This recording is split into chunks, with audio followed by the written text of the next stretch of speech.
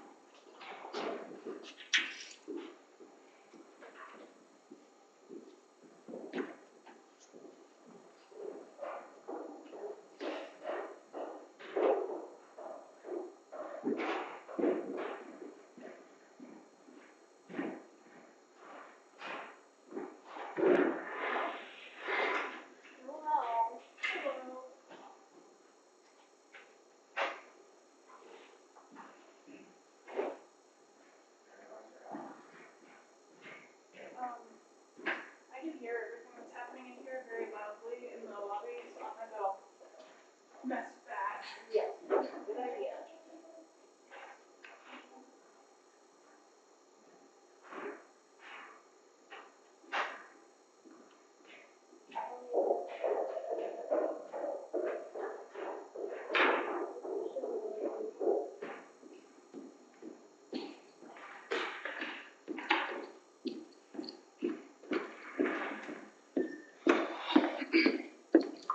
Hey, can you,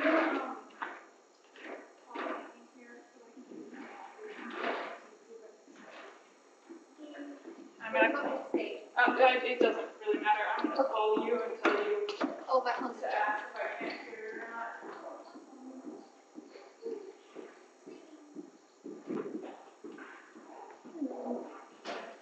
okay, I got one. And a brown.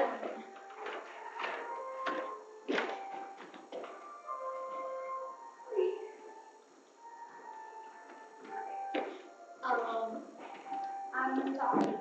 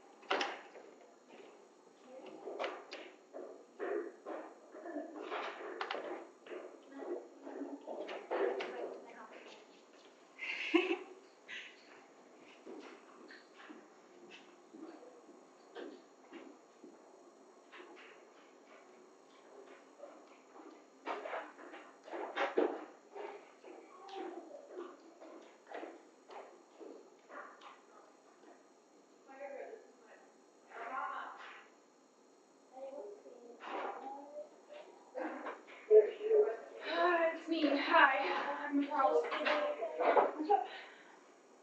no idea what that means. Yep. Okay, I'm gonna quick run through these and I'm gonna land on the fogger here, because I wanna make sure that's working before we get too far and everything. We're running through lights, pre-show stuff, and the fogger's gonna start eventually, just FYI. It looks like it's on, that's good.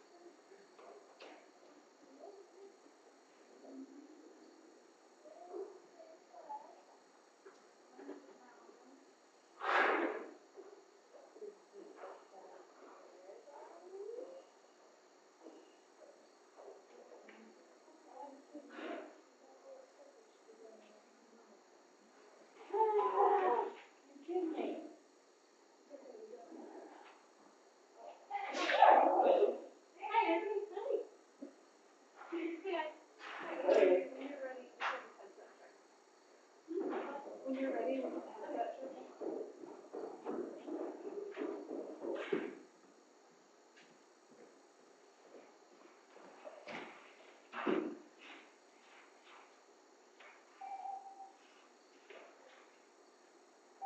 Okay, can you hear me?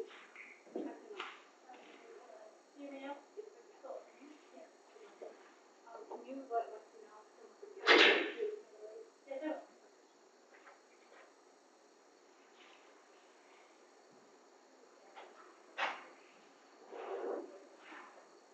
Lexi Squire, please come get your headset. On my way.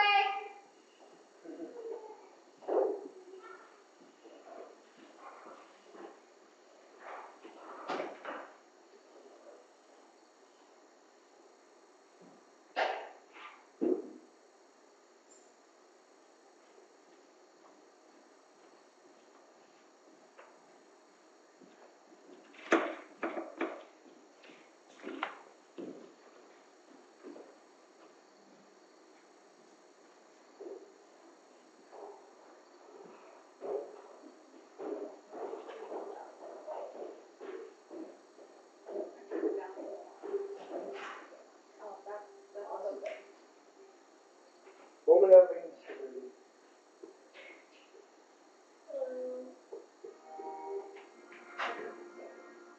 Well, I turned the TV on, the orange on.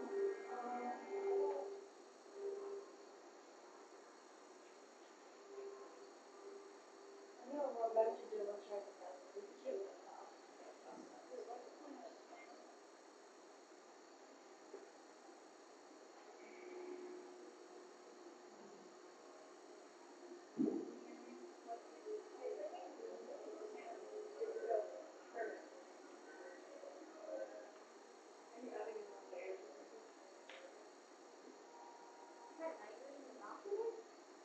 Yeah, it's right here. They are necessary. They're necessary for like, especially when they close the grade.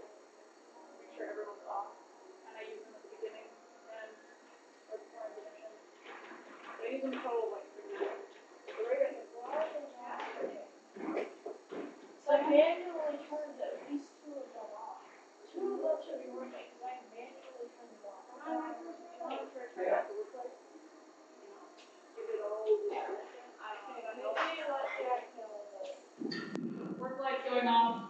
Thank you.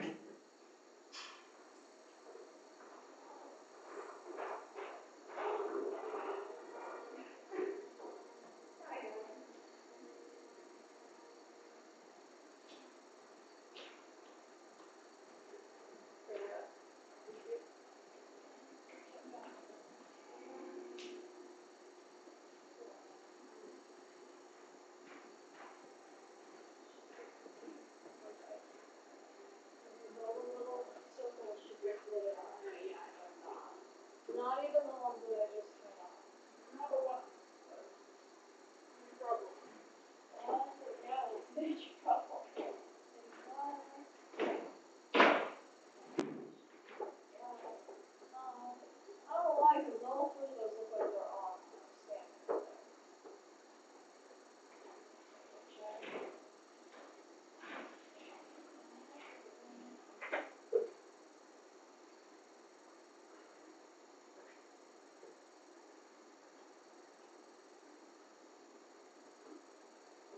I can hit the one with you if you want to. Yeah, I'm down there. When you're down there.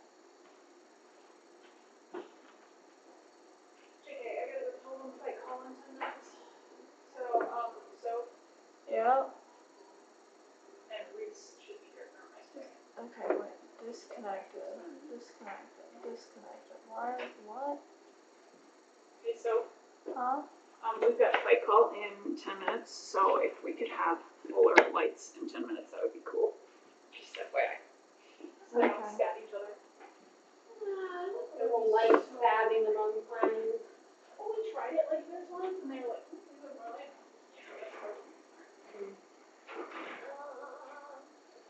Hey, so, Huh? What's up? What if, for the IQ check, are you able to grab specific channels that are IQs? Like through EOS and stuff? I have no idea. I never work with projectors, so I know pretty much nothing about them. That's fair, okay. I'm gonna see, I just turned those on. Mhm. I don't know if that, wait, disconnected. Why are you disconnecting? Okay, now stay.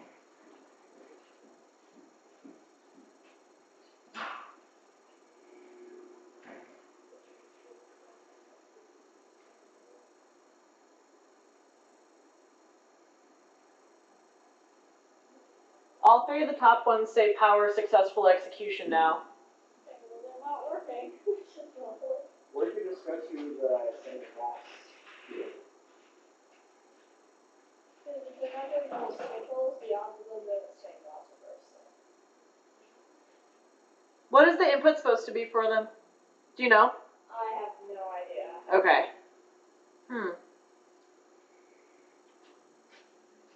So it looks like they're the same, because like, already digital 2, digital 2. So it looks like it's supposed to be the same thing. Yeah, I don't know why it's not. Okay, so these two are different. Yeah, but those, I believe those are the two on the sides that are the ones that I manually turn on, which also aren't working, but.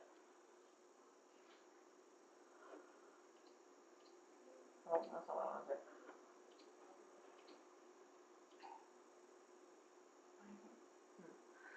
I might see if I can call Drew here. Drew or maybe Cho. I don't have Cho's numbers.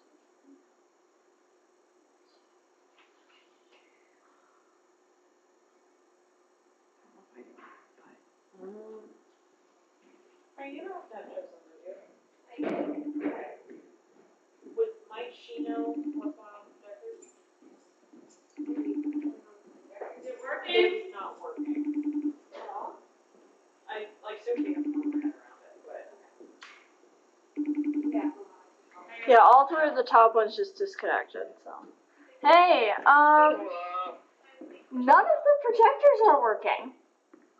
And this is what I see right now. I tried clicking on, like, off to the side over here. It said successful execution, but now they're all disconnected. The ones that I manually turn on with the remote also are not on.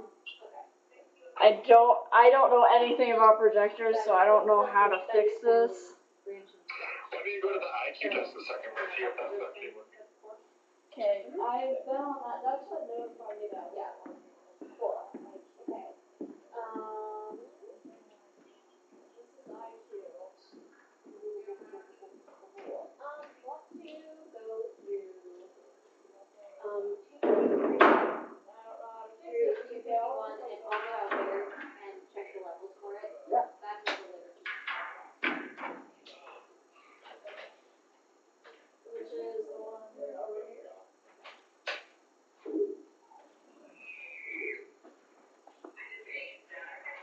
And hit the white circle at the top. This That one? projector manager, no? To the right, top right.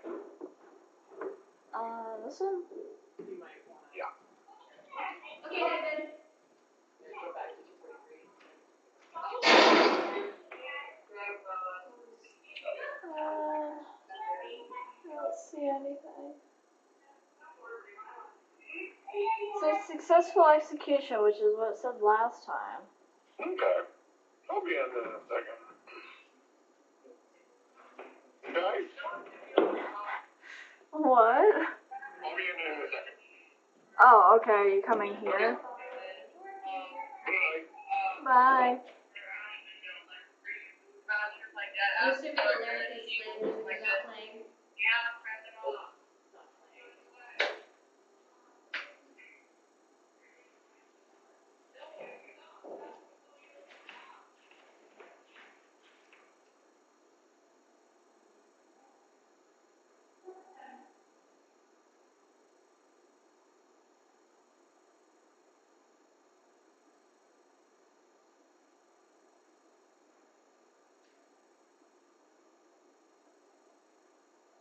Fran, you might have to come up here for a second.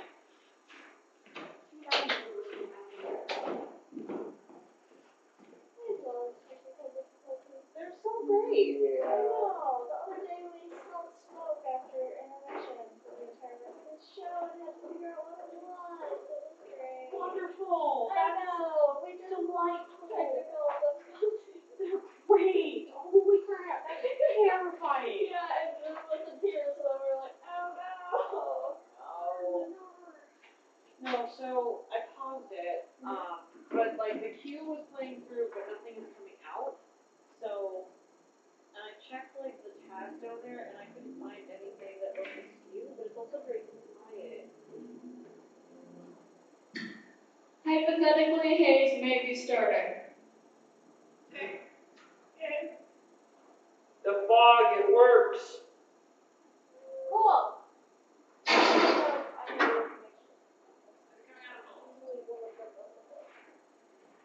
Yes. Are both sides going or? Both sides are going. You're good, so. Yep. Except for the projectors, you're good.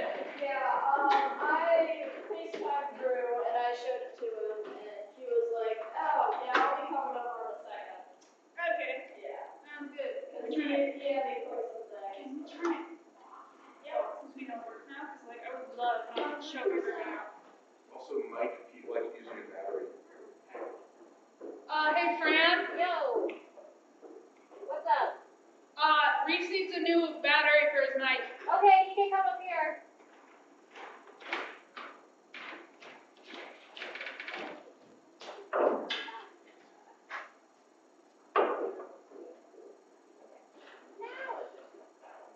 Make sure your remote is sort of safe and stuff.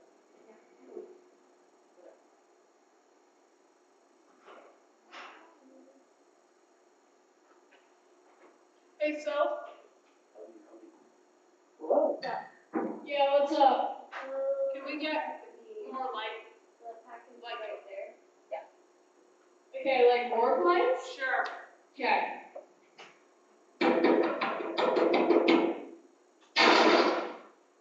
Hi.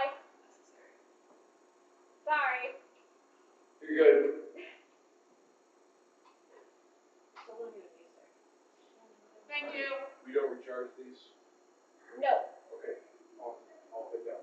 Is it, are you sure that it's not the level of the music? Because I see something happening.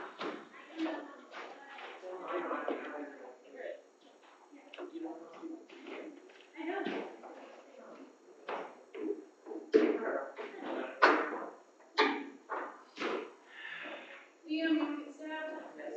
Okay, I'm gonna tap it on the phone. 2, 3. How many times? What's the standard now? Oh, I don't know. 25 to 100? Yeah, that's 4 times. We can do it. Oh, yeah. So yeah, I can. Louise, are you ready for my check? Sure. I don't know where he is. He's I'm not gonna do it. Okay. Are you looking for me? I'm behind the big black curtain. Perfect. Are you ready? Yeah, I'll start talking. All right. Okay. Mark me.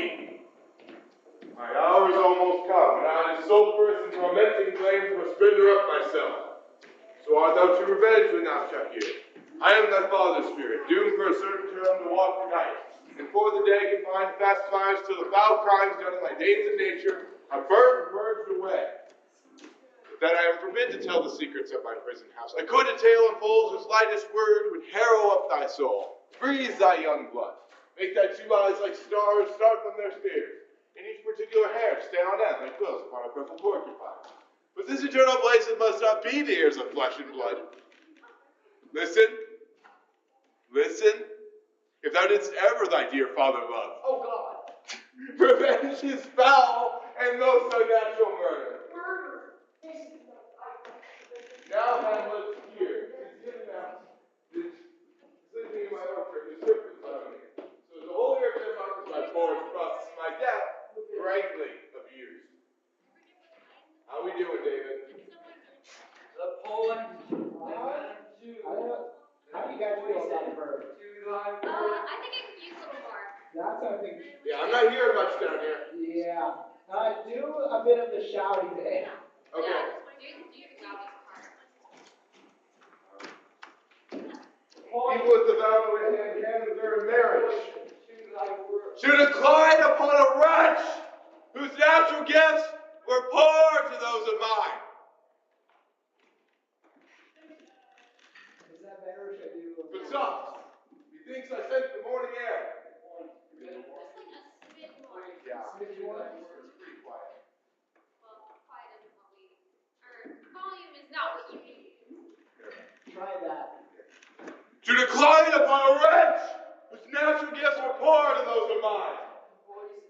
But then I am forbidden to tell the secrets of my prison house. I feel like I'm just talking. Okay.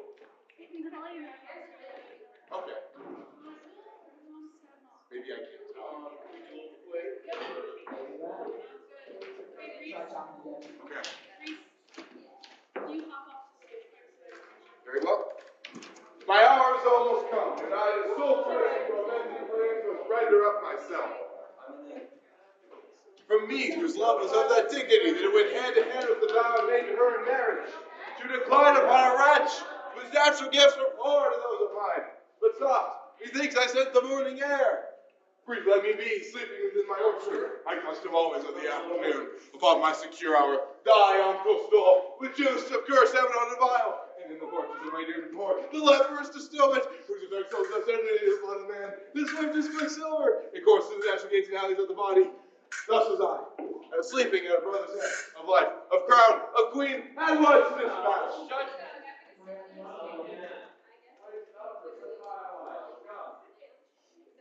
Here, we can pause for a minute.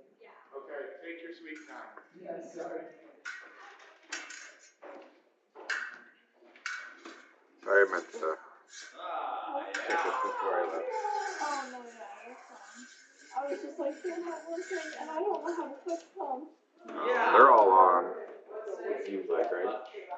They look like they're on, there's lights on. Yeah, I just think this is frozen, so it's just showing black. I pray you play me your best violence. Okay. Like, so, like, if this is frozen, it's not going to respond to anything, right? So is the whole computer frozen? Yeah, so I'm just going to restart it. Hold on. When you down. Turn it on. Turn it on, yeah.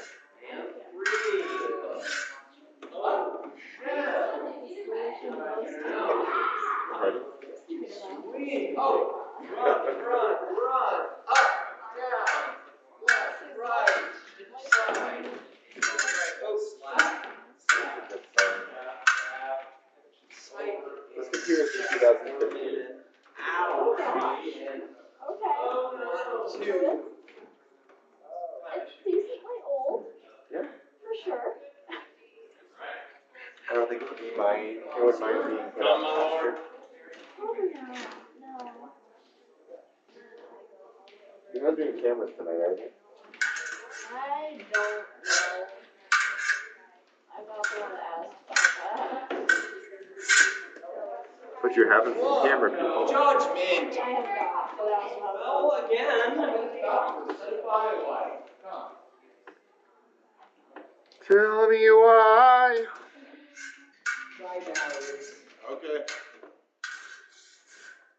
I, that incestuous, that adulterate beast, with witchcraft of his wit, and traitorous gifts, a wicked wit and gifts that have the power so to seduce, one to a shameful lust, will of my most seeming virtuous queen. Oh, Hamlet, what a falling off was there, for me, whose love was of that dignity, that would have the vow I made to her in marriage. Full screen. Did I hear something from him? That's not good.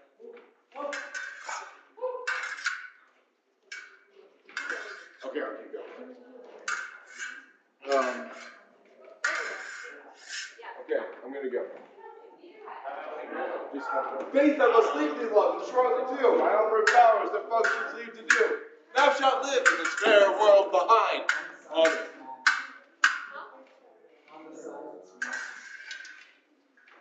Is the mic For the close? microphone is blue.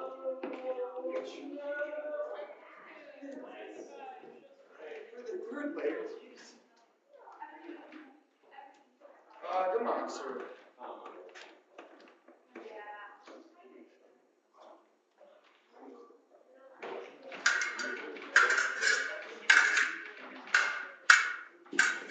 Fine, man. One, no. Judgment. Again. Let's stop for set by what?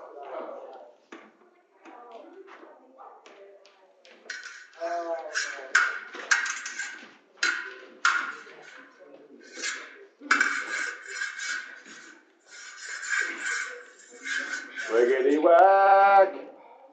It's wiggity whack! Alright, let's do the things. Alright, try again. Let's do it. If thou hast nature in thee, bear it not. Let not the royal bed of Denmark be a couch for luxury and damned incest. But howsoever thou pursuest this act, take not thy mind, nor let thy soul contrive against thy mother aught. Bid her to heaven, till the thorns which in her breast lodge, to sting her, prick and sting her. I can't hear anything. No reverb. Oh, maybe a little. Are you getting readings? It's on. Mic's on.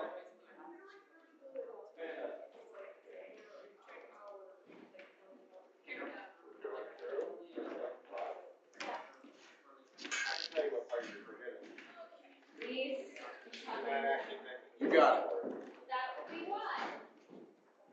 My hour is almost come, when I, to sulphurous and tormenting flames, must render up myself. So I must be revenged on my fear. I am my father's spirit, giving for a certain term to walk the night. Before the day can find the fast and fires, till the foul crimes done in my days of nature are burnt and purged away. But that I am forbid to tell the secrets of my prison house. I would have tell whose lightest word with peril of my soul. Freeze, thy young soul. Make thy two eyes like stars, start from their ears, and each particular hair to stand on end like quills upon a purple porcupine. But this eternal blazes must not be to ears of flesh and blood. Listen, listen, thou didst ever like your father. Yes. Yet revenge is foul and most unnatural murder.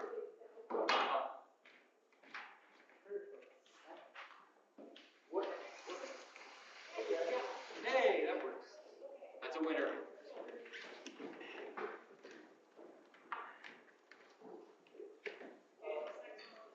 So you know what happens when you actually turn off the sound system for once? It means it disconnects. So you know what you have to do? You have to reconnect the app to the thing. Okay. So it's actually on now. You are seeing that you read. Always read, people. Read the world around you. Thank Read. you. Read. One more line. Faith, I must leave thee, love, and shortly too. My offered powers their functions leave to do. And thou shalt live in this fair world behind. Honored, beloved, happy, one is kind. For husband shalt thou, I do believe, think, but now you speak. What will you determine off the grave? Thou wilt the second husband wed. But die thy thoughts. My first lord is dead. Yeah. Faith, 'tis deeply sworn. Sweet, leave me here a while. My spirits grow dull, and I fain I would beguile the tedious day with sleep. No more be done. Hey, David. Can you go move some puppets in the puppet room? What? Can you pretend to be a puppet in the puppet room?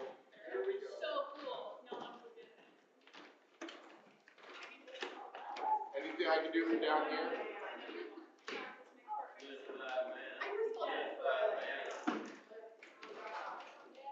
Thank you.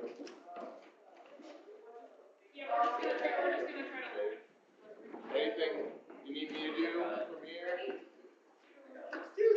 I can keep yelling at you, but I fear it would not do anything.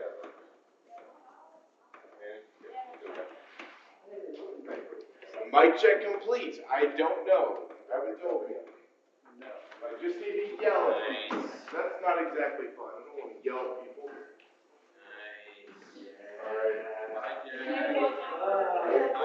No more be done. Should profane the service of the dead, to sing requiem in such rest to her as to peace parted souls. I have some rights of memory in this kingdom. Now it depends on the next you shall invite me. So where is this? That's what. Oh, yelling lines. Okay. Just real fast. If you say so, David. Just real fast. How's it going? We're gonna, Okay. Fran, we're gonna try a yelling line. Okay. Okay. I just don't want to give him volume, because he's loud enough as it is.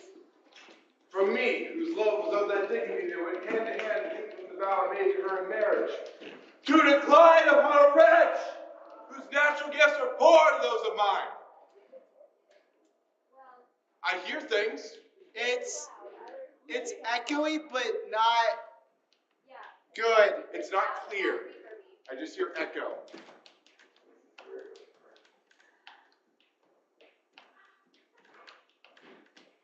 Continuing to check the mic. Yeah, it's just like. There's echo there. It's just not backing his voice up. Maybe try again. Mics are like this. It's what they do. They're annoying, but they work. But not in the way we expect. This is a mic check. Arbitrarily talking into a mic. That's what we do. Arbitrary talking into a mic. It sounds like gusts of wind. If that's what we're going for, that works great. But I think we wanted to replicate my voice in some manner. At least I think. So it's like the reverb is like separate from his voice. It's wind. Like it has like a delay. So it's more like an echo? Yeah. It just sounds like a wind. It's like speaking into a cave rather than like actually ghostly. I don't know if ghosts have ghostly qualities. Yeah, I'm not sure what the ghostly quality is. Yeah. My voice is getting tired if I'm mic checking. I know. That's the bad part. We got a wind. There's echo. There's kind of a wind. Try again. Yeah, but no echo. Trying again. Loud voice. Ooh, I like that. It sounds a little better. David, what do you think? Does that sound good for like showing? Oh no. Declining upon a wretch. That's my line. I decline. My ex-wife from when I died. To decline upon a wretch. I think it extends too long. Yeah, I agree. Okay, Yeah. sounds good. If you can hear it up there, I don't know why I'm describing it to you. It's just more arbitrary talking into a mic. I can hear the general idea of what's happening. I just can't hear the nuance, which is why you Oh. down there. She can't hear the nuance. She has a good idea. Not necessarily good.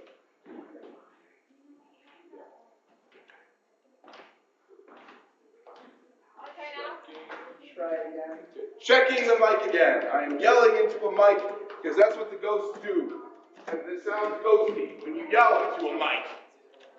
I'm yelling at Jack, who's not there, about Gertrude. Yeah. But soft methinks I scent the morning air. Brief let me be, sleeping within my orchard, my custom always of the afternoon, upon my secure hour. Thy ambo stole, with juice of cursed heaven on the vial, and in the porches of my ear did pour the leprous distillment. Did you just tell me this? Yeah. It just, I don't know. I think so, but that's the direction we're going. It's positive. Maybe a little bit more volume. The reverb's there, it's shortened, but a little louder maybe. Try that. whose effects of such enmity with the blood of man, the swift as quicksilver, course through the natural gate canals of the body. Thus was I, sleeping at a brother's hand, of life, of crown, of queen, at once dispatched. It should be fine. Whatever you guys think. I think. Okay. I don't know. I don't. I just don't know. I don't know. I mean, no one else research you do where you're going. Well, I just don't want to prolong it for my needs. Yeah. I need to get yours. For sure. Thank you, Reese, very much. I need to get shoes. When you're ready, Molly.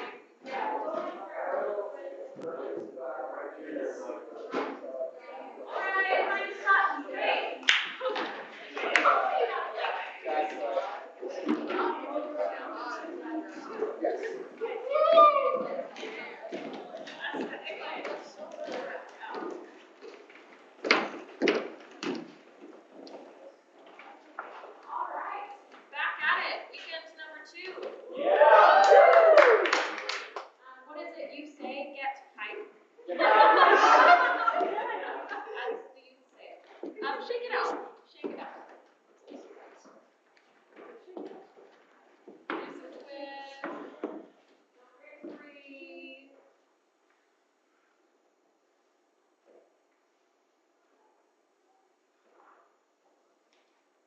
deep breath in and reach up. Hold it. As high as you can. And down. Good. And up. And down.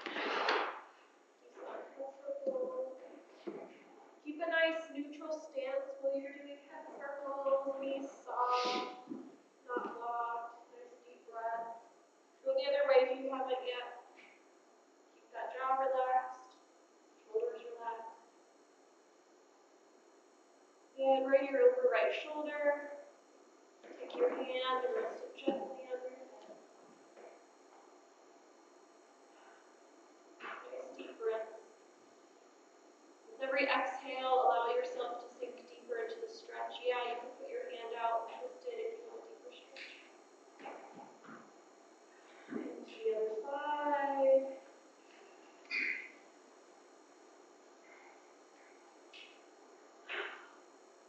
Well relaxed, deep breath. Hand out if you want. And looking down at your toes, and slowly, in your own time, head into a spider.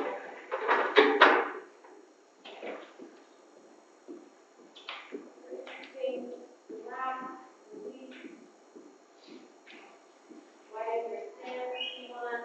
Bend your knees, relax. Find a gentle sway or a bounce.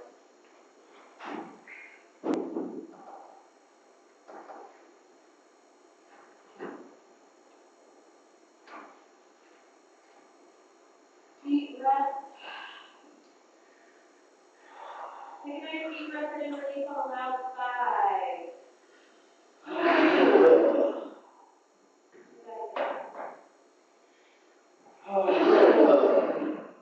Okay, while we're down here, let's do some lip trails.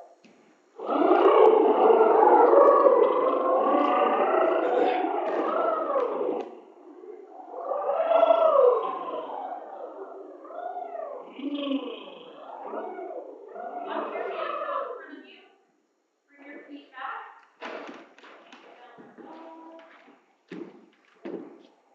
Press your palms down to the ground or stretch your upper back or pedal out your legs, put your calves. And if you can, feel free to modify. If you're not able to, that's fine. Lift your right leg into the air. Take a nice deep breath. And finish. And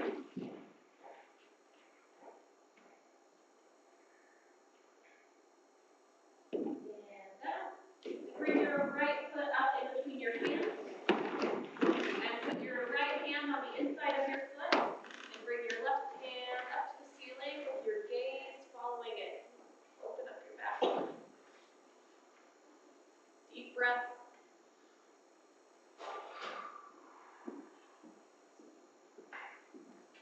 Good. Bring your right hand up now. We haven't done that before. Right hand up.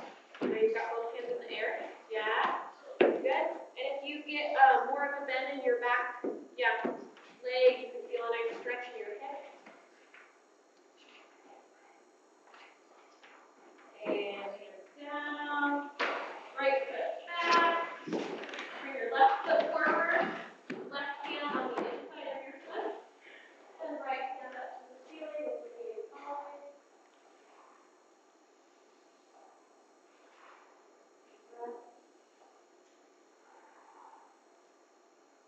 And open it up.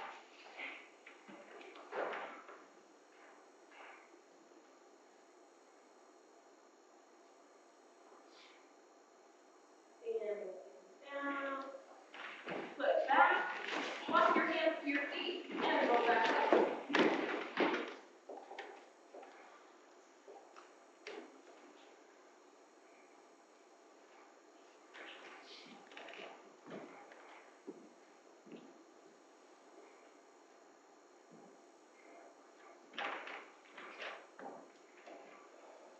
Alright, let's do some chewing on it.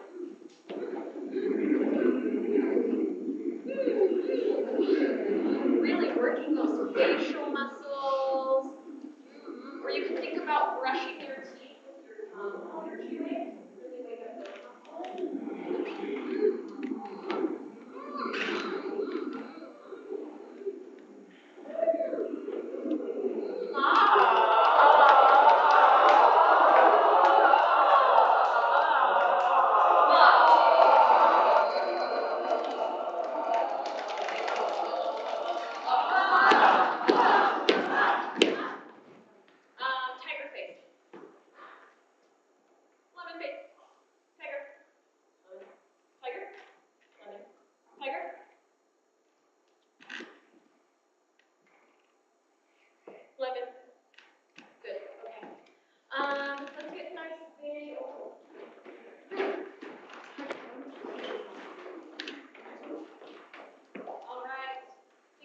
that you say, and we'll toss some lines around. Everybody got one? Okay, Danny, start us off. What have you done, my lord? What? What have you done, my lord? Say yourself, my lord. Give you good night! What will thou do? Fight with much forcing of his disposition. Hola, Bernardo. Your leave and favor to return to France. Tush tush will not appear. I have some rights of memory in this kingdom. What will thou do? Follow her close, give her good watch, I pray you. From whence, though willingly, I came to Denmark. There's a title for you.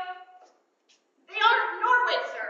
Prison, my lord. On my prophetic soul, my uncle. What? Has this thing appeared again tonight? He hath, my lord.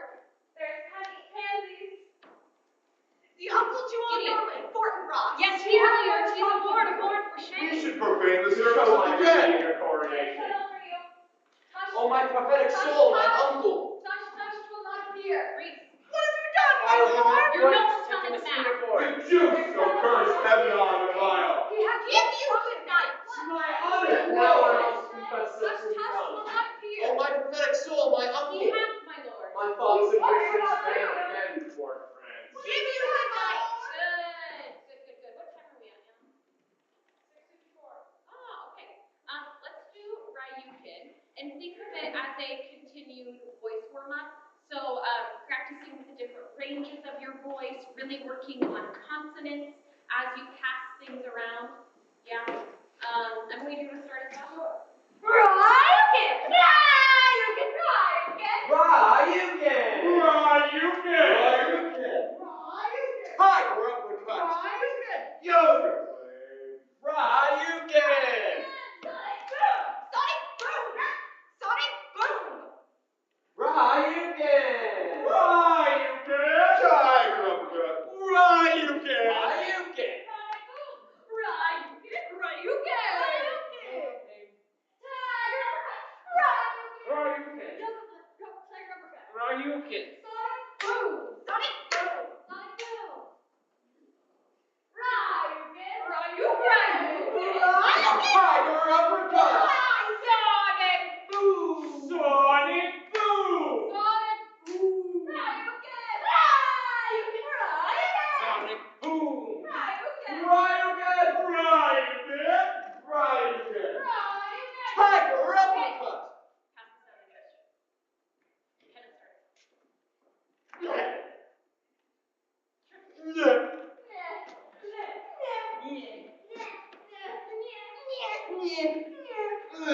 started. Oh!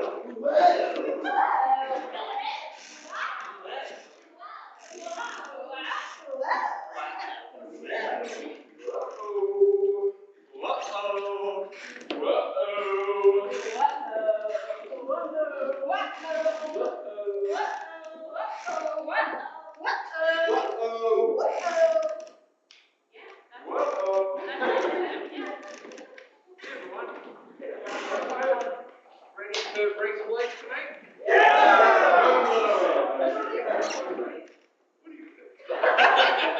Let's pray. Who will lead us in prayer tonight?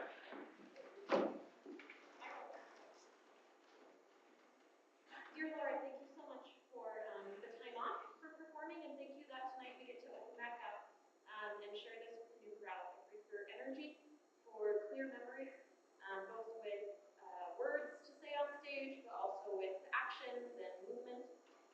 We pray that this audience would be moved and touched by this in some way, whether it's laughing or feeling something. And that all the glory from this would go back to you, God. We pray this in your name, Jesus, and all God's people say. Amen.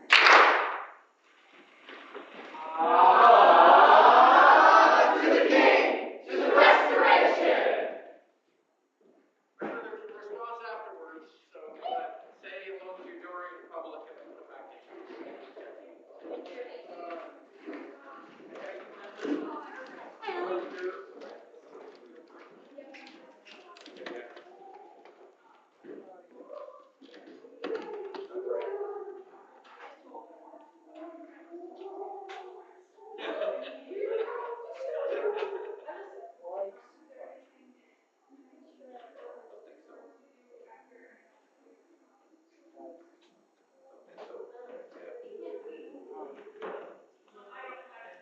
Everything works.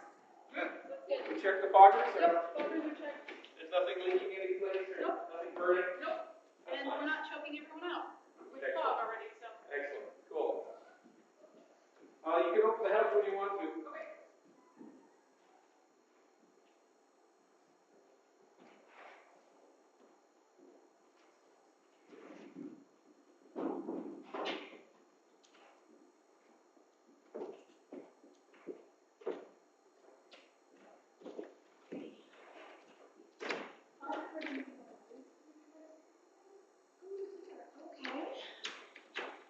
Not sure I can figure that out. Like we're fighting tonight, but I'm not sure that's a part of it.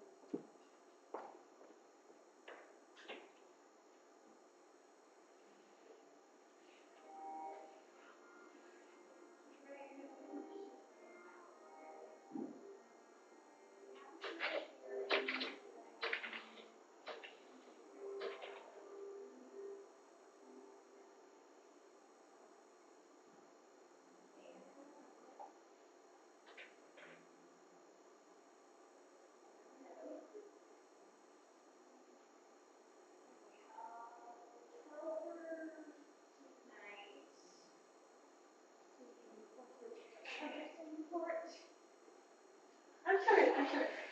Yeah. That'll be fine.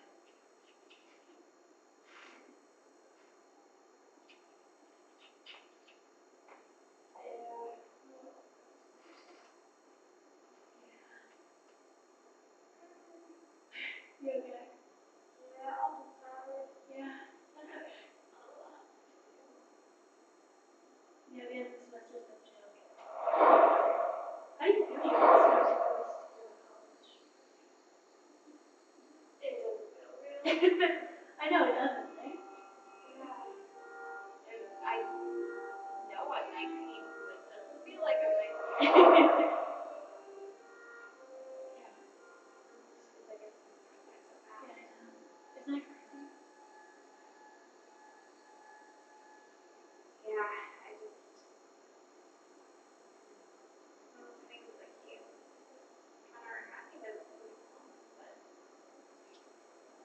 sooner or later it's. Yeah. It is weird.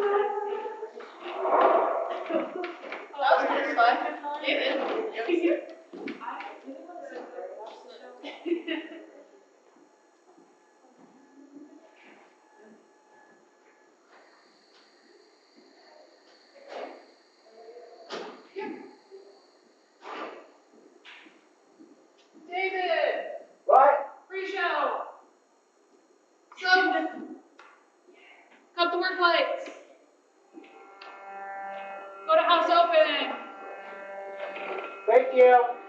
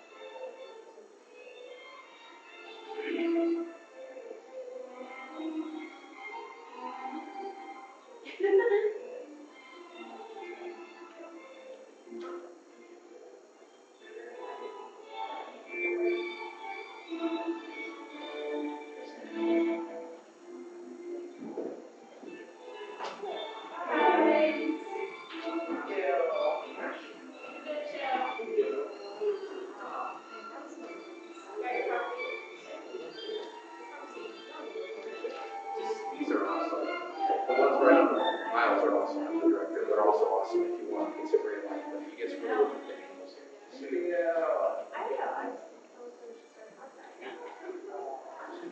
Yeah, we should start an actual podcast.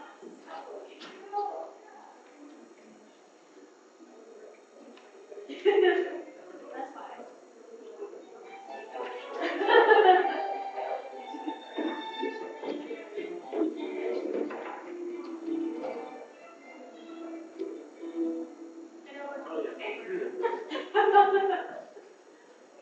Okay. Yeah.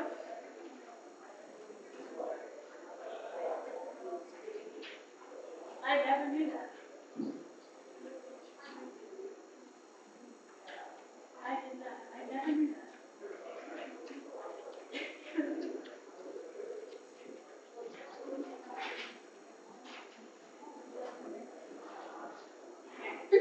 don't know.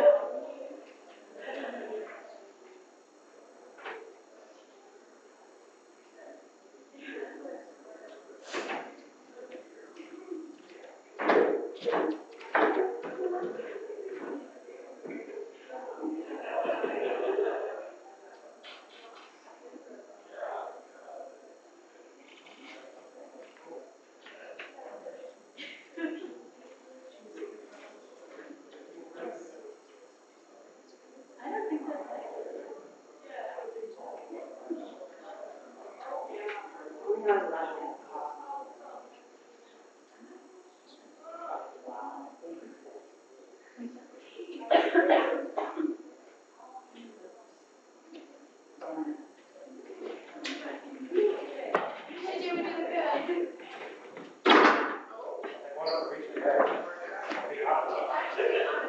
Yeah, we're actually trying to sell out.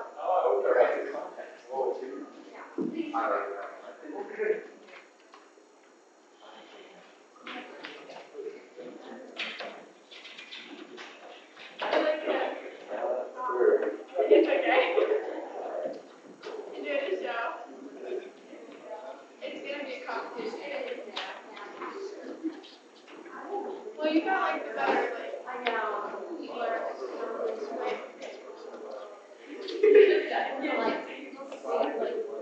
get closer to the door.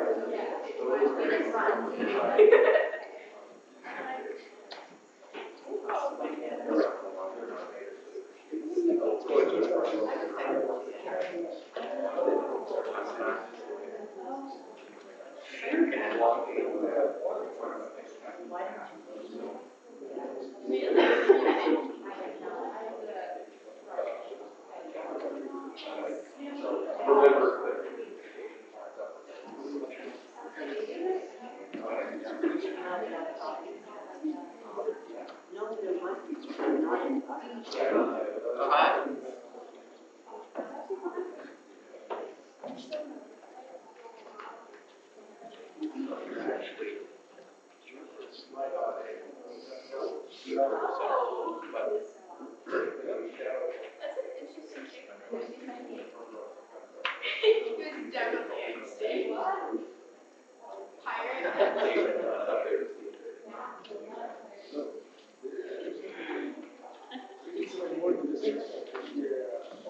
I'm so excited.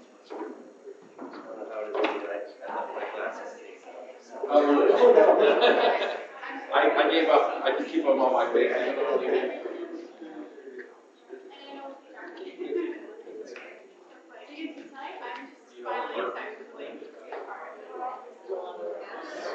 Yeah, I've seen some pictures. My family came last weekend, and they took some pictures, so they spoiled some of the surprise for me. But the set is beautiful. I know you guys were working around set.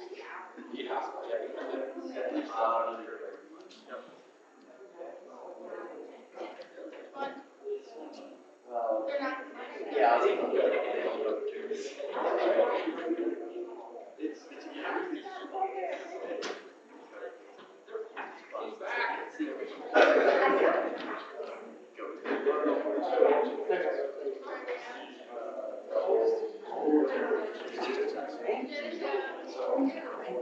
It's a long story. Hi.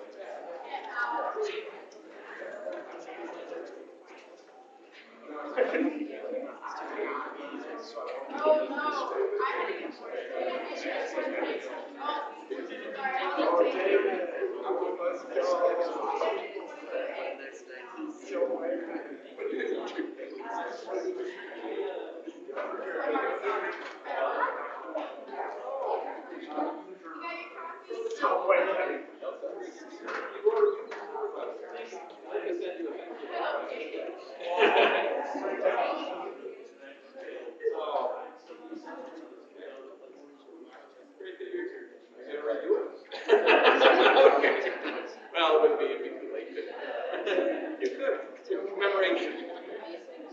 Closes.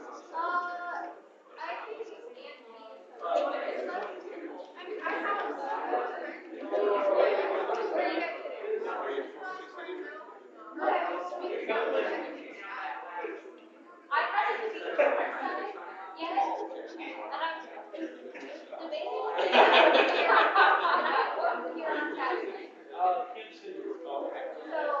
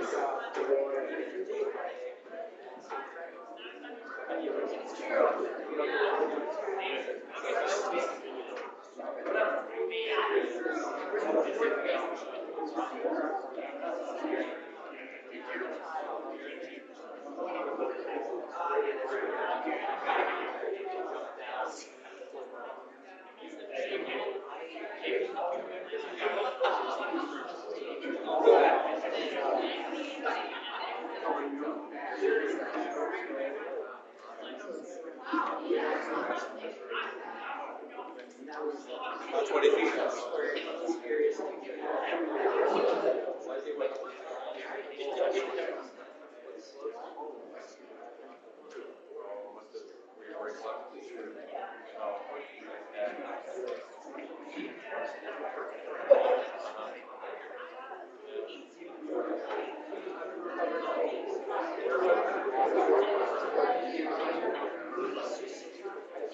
Oh, there?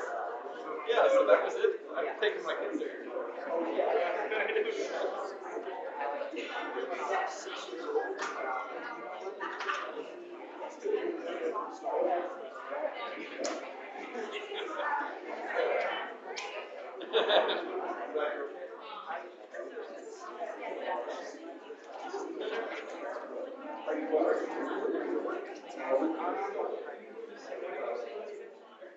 Well, that's going to be important too. Oh, no.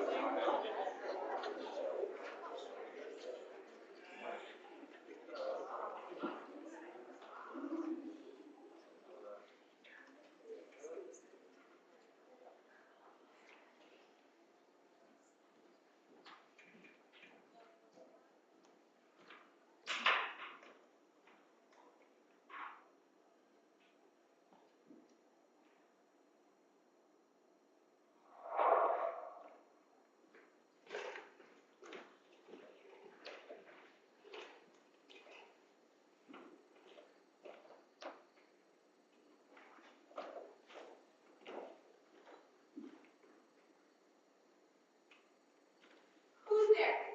Nay, answer me! Stand and compose yourself! Long live the king, Bernardo! He. You compose carefully upon your hour. It is now struck 12. Get thee to bed, Francisco. For this relief, much thanks. It's bitter cold and trying to get hard. Have you had quiet guard? Not about stirring. Good night. If you do meet Horatio and Marcellus, the rivals of my watch bid them make haste. I hear that. Stand! Oh, who's there? Friends for this ground and legion to the day. Give you good night.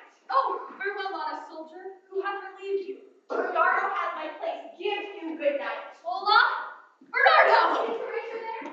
Peace of her. Welcome, Horatio. Welcome, good Marcellus. What, has this thing appeared again tonight? I have seen nothing. Horatio says he's one of our fantasy and will not let belief take hold. Hush, hush, 'twill not appear. Sit down a while. And let us once again assay of your ears that are still fortified against our story. But we have 2 nights seen. Well, sit we down and let us hear Bernardo speak of this. Last night of all. When yon same star that's westward of the pole had made his course to illume that part of heaven where now it burns, Marcellus and myself, the bell then beating one. Hey, break me up! What? Where it comes again? Art thou that usurps this time of night? Together with that fair and warlike form in which the majesty of very Denmark can sometimes march? By heaven, I charge thee, speak! It is offended? See, it stops away. Stay, speak! Speak, I charge thee, speak! Go on, and will not answer!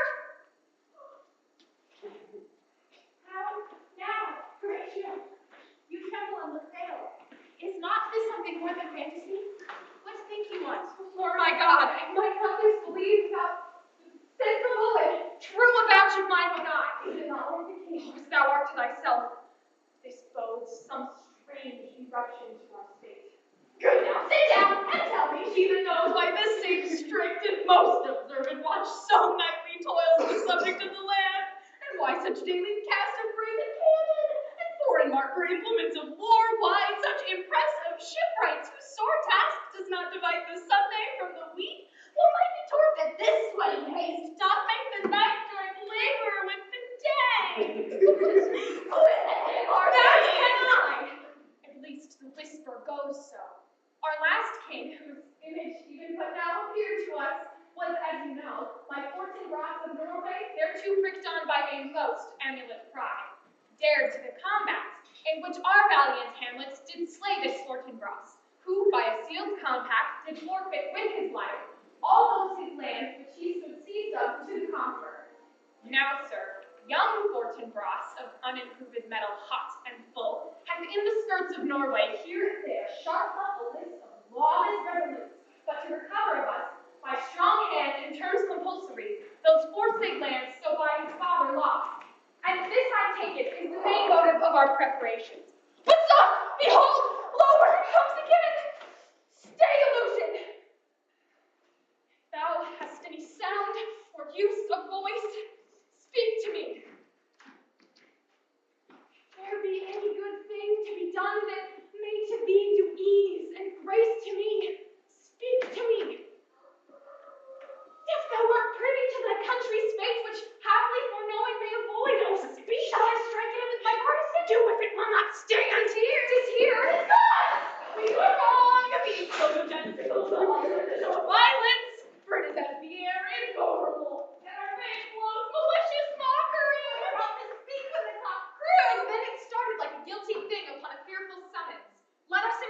we have seen tonight unto young Hamlet.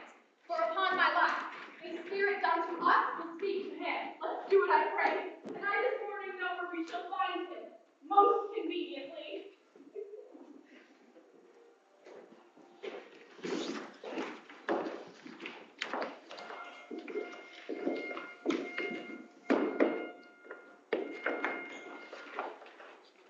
Though yet of Hamlet, our dear brother's death, the memory be green, and that it us be fitted to bear our hearts in grief, and our whole kingdom to be contracted in one brow of woe.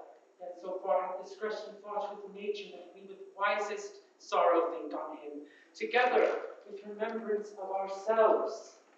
Therefore, our sometime sister, now our queen, have we as for a day defeated joy with burden, funeral, dirge, and marriage, taken to wife. Nor have we herein barred your better wisdoms, which have freely gone with this affair along. For all our thanks.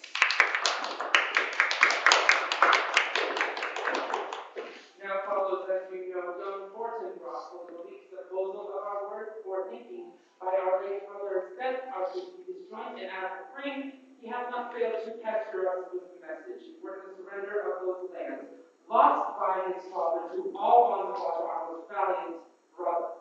So much for him. Now for this time of meeting, thus much the business is.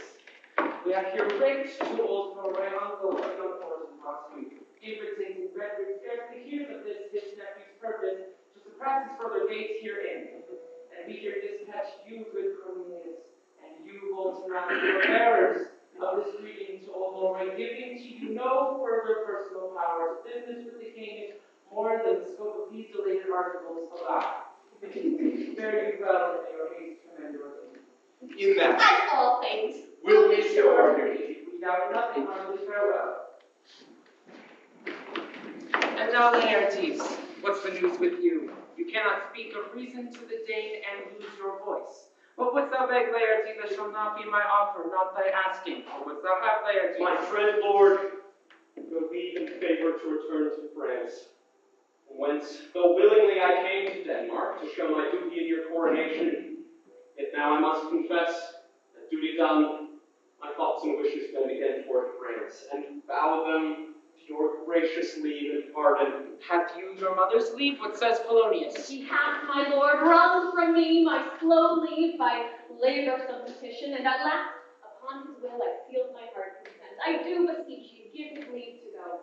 Take thy fair hour, Laertes, time be thine, and thy best grace is spended at thy will. And now, my cousin Hamlet and my son, how is it that thou still pale? So, my lord, I am too much in the sun. Good Hamlet, cast thy mighty color off, and let your eye look like a friend on Denmark. Do not forever with thy veiled lid seek for your noble father in the dust. You know 'tis common.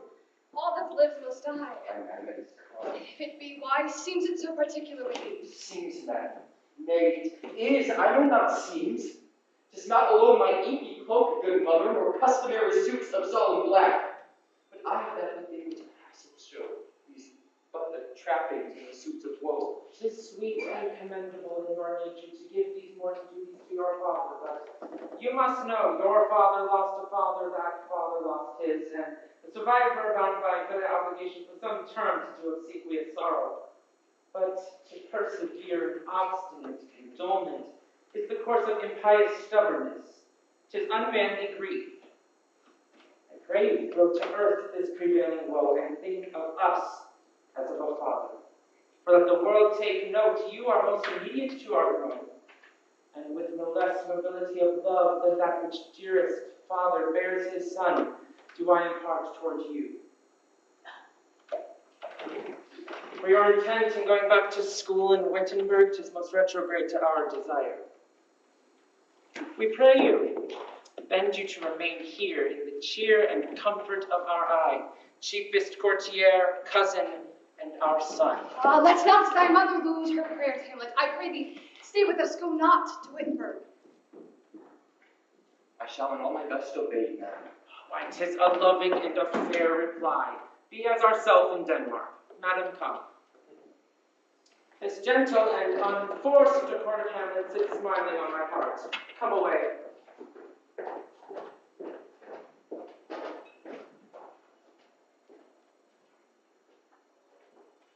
But let this too solid flesh could melt, thaw and resolve itself into a dew. Would that be everlasting without faces, canning, and self-slaughter? Oh God, God, how weary, stale, flat, and unprofitable seem to me all the uses of this world. Ah, fie, 'tis an unweeded garden that grows to be. Things rank and gross in nature possess it merely. That it should come to this. But 2 months dead. Nay, not so much, not 2. But so excellent a king.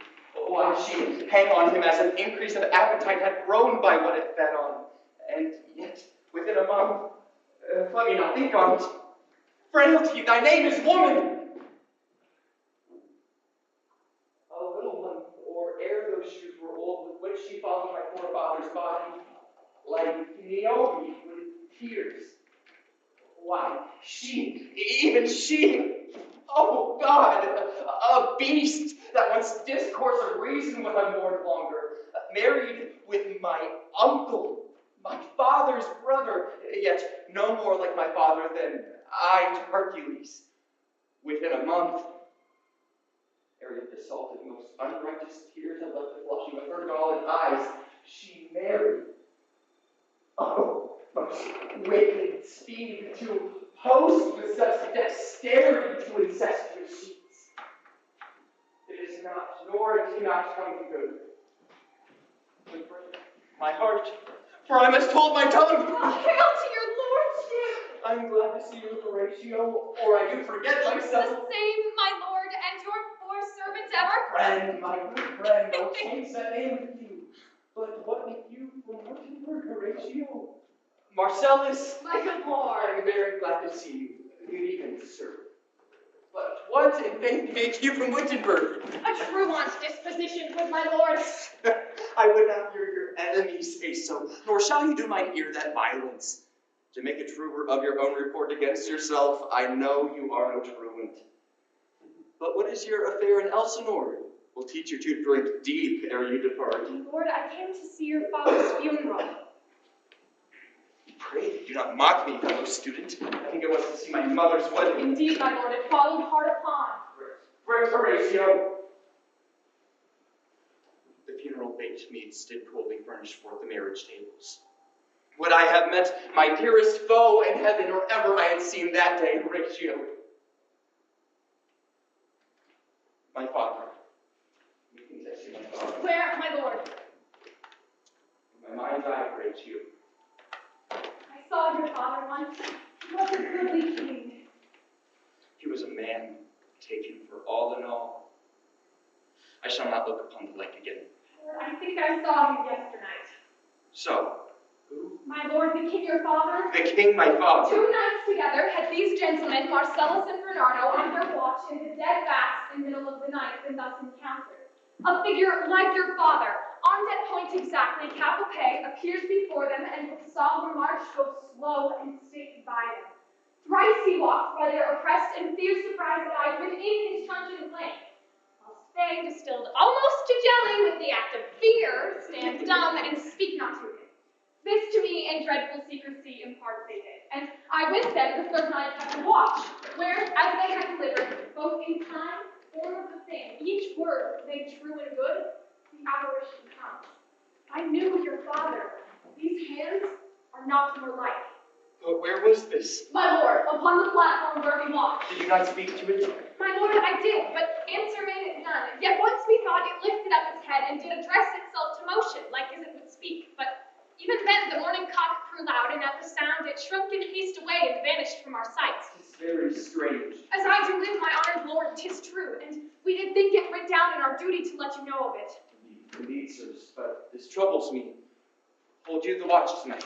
We do, my lord. Armed, say you? Armed, my lord. From top to toe. My lord, from head to foot. Then saw you not his face? Oh, yes, he wore his visor up. What's fragmented? Countenance more in sorrow than in anger.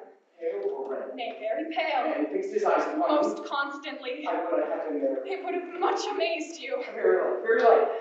Stayed at home. While one with moderate haste might count 100. Longer. Not when I saw it. His beard was grizzled, no? It was, as I have seen it in his life, a sable silvered.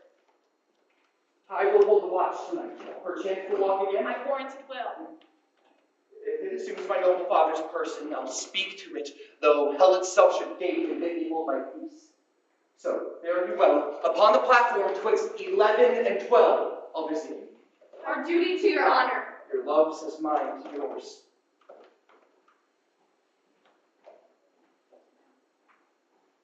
My father's spirit in arms. All is not well. Perhaps in foul play? Would the night were come. Till then, sit still my soul. Fellow me to arise. Till all the earth overwhelm them 2 men's eyes.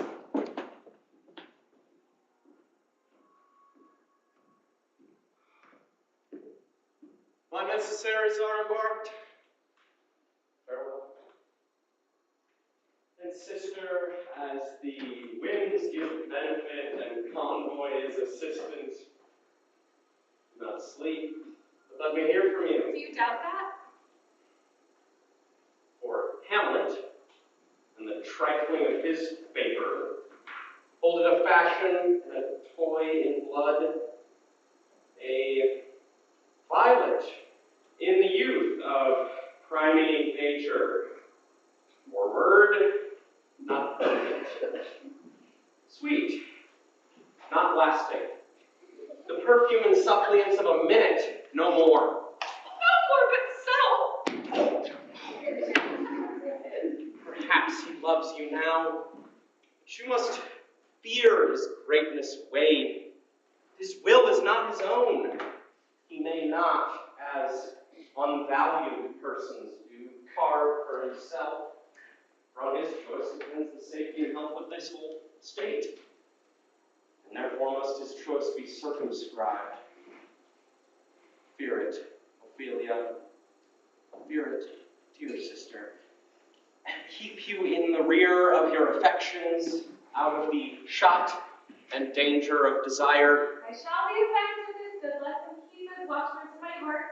But good, my brother, do not, as some ungracious pastors do, show me the steep and thorny way to heaven, while like a pup and reckless liberty himself the primrose path of dalliance treads and recks not his own reason. Hear me not. Stay strong. Look, my mother comes. A double blessing is a double grace. Angel smiles upon a second. Yet here Laertes aboard for shame. The wind sits in the shoulder of your sail, and you are stayed for. There, my blessing with thee and these few precepts in thy memory, see thy character. Give thy thoughts no tongue, nor any unproportioned thought his act. Be thou familiar, but by no means vulgar. Those friends thou hast in their adoption, try, grapple them to thy soul with hoops of steel, but do not dull thy calm with entertainment of each new-hatched, unpledged comrade. Beware of entrance to a quarrel, but being in verity opposed, they beware of thee. Give every man thy ear, but few thy voice, neither a borrower nor a lender be. For though often loses both itself and friend, and borrowing dulls the edge of husbandry. This, above all, to thine own self be true, and it must follow as the night the day thou canst not then be false to any man. Farewell, my blessing season this indeed. Most humbly do I take my leave, my lady. Time invites you, go, your servant can. Farewell, Ophelia. And remember well what I have said to you. 'Tis in my memory locked, and you yourself shall keep the key of it. Farewell. What is Ophelia he hath said to you? So please you, something touching the Lord Hamlet? Very well thought. He has told me he hath very oft of late given private time to you. You yourself have of your audience been most free and bounteous. If it be so, and so tis upon me in that way of caution, I must tell you, you do not understand yourself so clearly.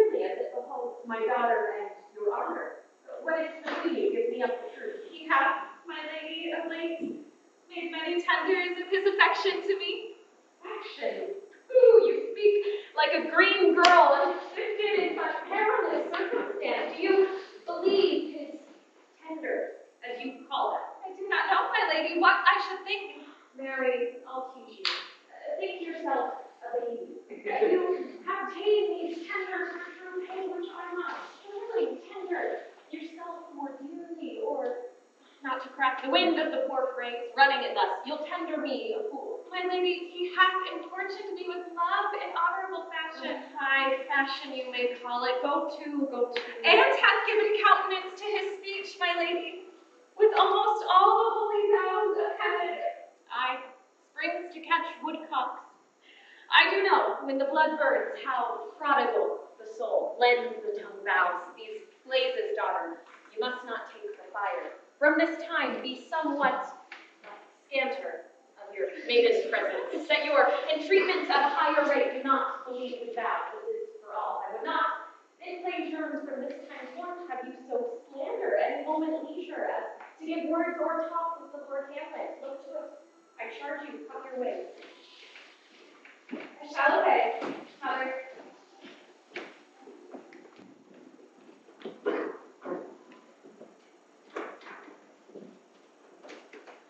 Air extremely. It is very cold. It is a nipping and eager air.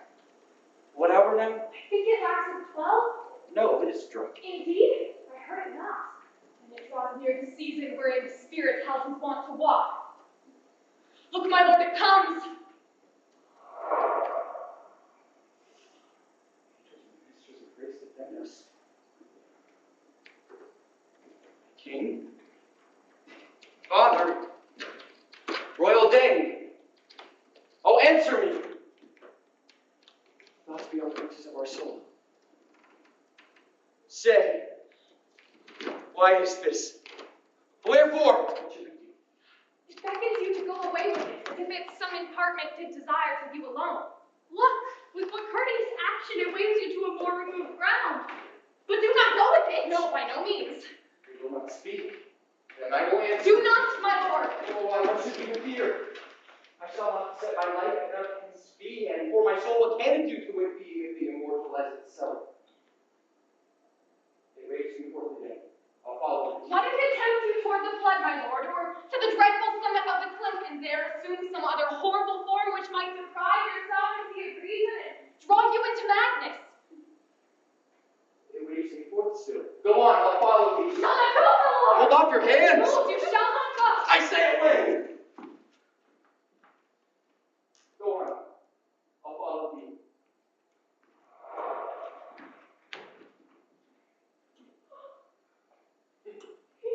Desperate with imagination. Let us follow. 'Tis not fit thus to obey him. Oh, heaven will direct it. Nay, let's follow him. Something is brought in this native Denmark.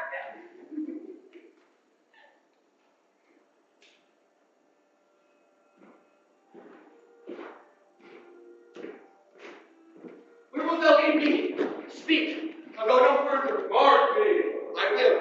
My hour is almost come, when I, the sulphurous and tormenting flames, must render up myself. Alas, poor ghost. Pity me not, but let thy serious hearing what I shall hold. Speak. I'm down to hear. So art thou to revenge when thou shalt hear? What? I am thy father's spirit, doomed for a certain term to walk the night, and for the day, confined to fast and fire till the foul crimes done in my days of nature are burnt and purged away. But then I am forbid to tell the secrets of my prison house. I could a tale unfold whose lightest word would harrow up thy soul, freeze thy young blood, make thy true eyes like stars start from their spheres, and each particular hair stand on end like the quills upon a breath of porcupine. But this eternal blazing must not be the ears of flesh and blood. Listen! Listen! If thou didst ever thy dear father love, Oh, God! revenge is foul and most unnatural murder. Murder? Haste me to note that I, with wings as swift as meditation, or the thought of love, may sweep to my revenge. Now, Hamlet, here, 'tis given out, and sleeping in my orchard, a serpent stone. Holier of Denmark is by a forced process of my death, frankly abused. But know, thou noble youth, the serpent that did sting thy father's life, now wears his crown. Oh, my prophetic soul, my uncle! I, that incestuous, that adulterate beast, with witchcraft of his wit and traitorous gift, a wicked wit and gifts, that have the power so to seduce one to his shameful lust, the will of my most seeming virtuous queen. Oh, Hamlet, what a falling off was there from me, whose love was of that dignity that would hand in hand with the vow I made of her in marriage, to decline upon a wretch whose natural gifts were poor to those of mine.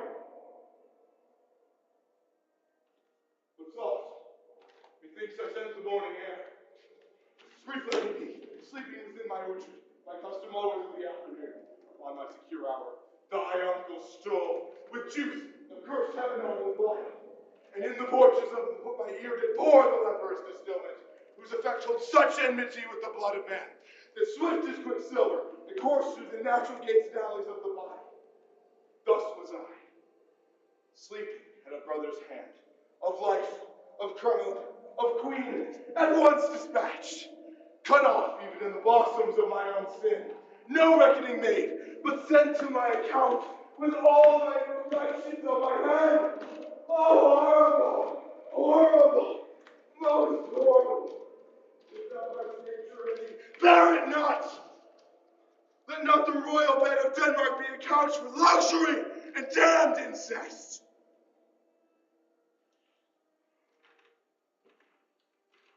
But thou soever thou pursuest this act, take not thy mind, nor let thy soul contrive against thy mother aught. Leave her to heaven, and to the thorns which in her bosom lodge, to prick and to sting her. Fare thee well at once. Adieu, adieu, Hamlet. Remember me.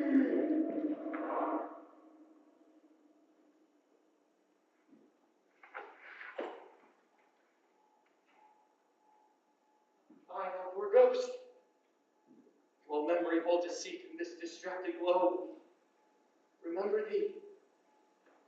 Yea, from the table of my memory, I'll wipe away all trivial fond records, all solace of books, all forms, all precious past, that youth in observation copied there.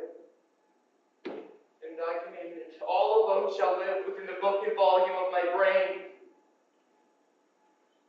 Oh, most pernicious woman,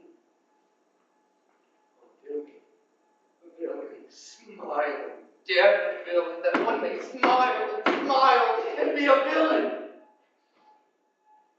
So, uncle, there you are. It is a due, remember me. I have sworn. How is that, my lord? What news, my lord? Could my lord tell it? No, you reveal it. Not I, my lord, by heaven. Nor I, my lord. Say that. With hard man leave. But you'll be secret. I, by heaven, my lord. Never a villain in all Denmark. But he's in there, his name. It's no ghost, my lord, come from the grave to tell us this. Why, right. You are in the right.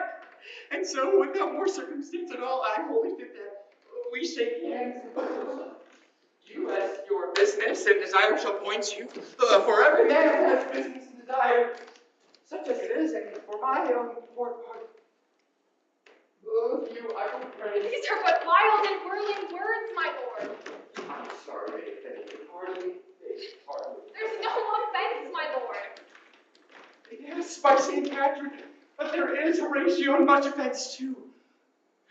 Seeing this apparition here, it is an honest ghost that let me tell you.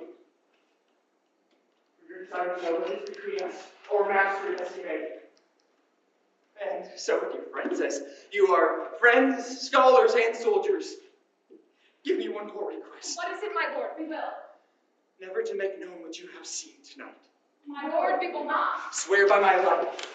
In faith, my lord, not I, nor I, my lord, in faith. Indeed, upon my life, indeed. Oh, boy! Sayest thou so? Art thou there, true Pat? celebrate to consent to swear. Oppose the oath, my lord. Never to make known what you have heard tonight. Swear by my life. Then we will shift our ground. Come hither, gentlemen, and place your hands upon my life. Never to make known what you have seen tonight. Swear by my life. That old bull! Can't swing in the earth so fast! A worthy pioneer! Once more removed, good friends. Day and night, but this is wondrous strange. Therefore, as a stranger, give it welcome.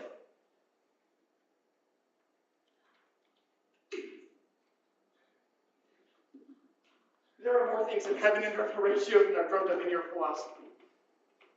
But come, here, as before, never, so help you mercy, how strange or odd I bear myself, to put an antic disposition on, that you, that so strengthens me, never shall, with arms encumbered thus, or this head shake, or by pronouncing of some doubtful phrase as, well, well, we know, or we could, and if we would, or if we list to speak, or there be, and if they might, or something giving out to note that you know aught of me.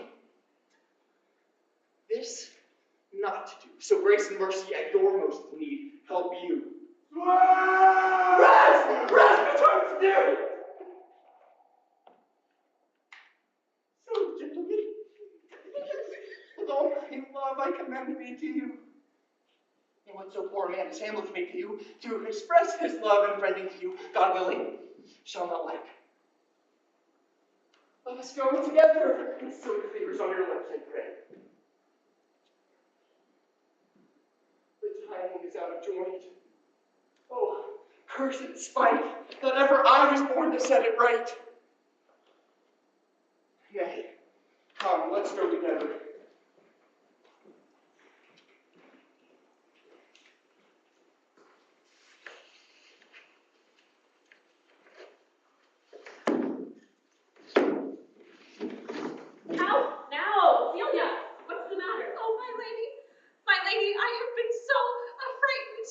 In the name of God. My lady, as I was sewing in my closet, Lord Hamlet, with his doublet all unbraced, wild hair upon his head, his stockings felt, ungartered, down dried to his ankle, pale as his shirts, his knees knocking each other, and with a look so piteous and propose as if he had been loosed on a helpless speak of horrors, he comes before me, mad for thy love. My lady, I do not know, but truly I do fear it. What said he? He took me by the wrist and held me hard. Then goes he to the length of all his arm, and with his other hand thus o'er his brow, he falls to such perusal of my face, as he would draw it, while he take me so. At last a little shaking of mine arm, and thrice his head thus waving up and down, he raised his eyes so piteous and profound, as it did seem to shatter all his bulk and his being. That done, he lets me go. Come, go with me, I will go seek the king. This is the very ecstasy of love. Violent property fordoes itself and leads the will to desperate undertakings, not as any passion under heaven that does afflict our natures. I am sorry. What, have you given him any hard words of late? No, my good lady, but as you did command, I did repel his satires and deny his access to me. That hath made him mad. I am sorry, that with better heed and judgment I had not quoted him. I feared he did but trifle and meant to wreck thee. Come, go we to the king. This must be made known, which, being kept close, might move more grief to hide than hate to utter love.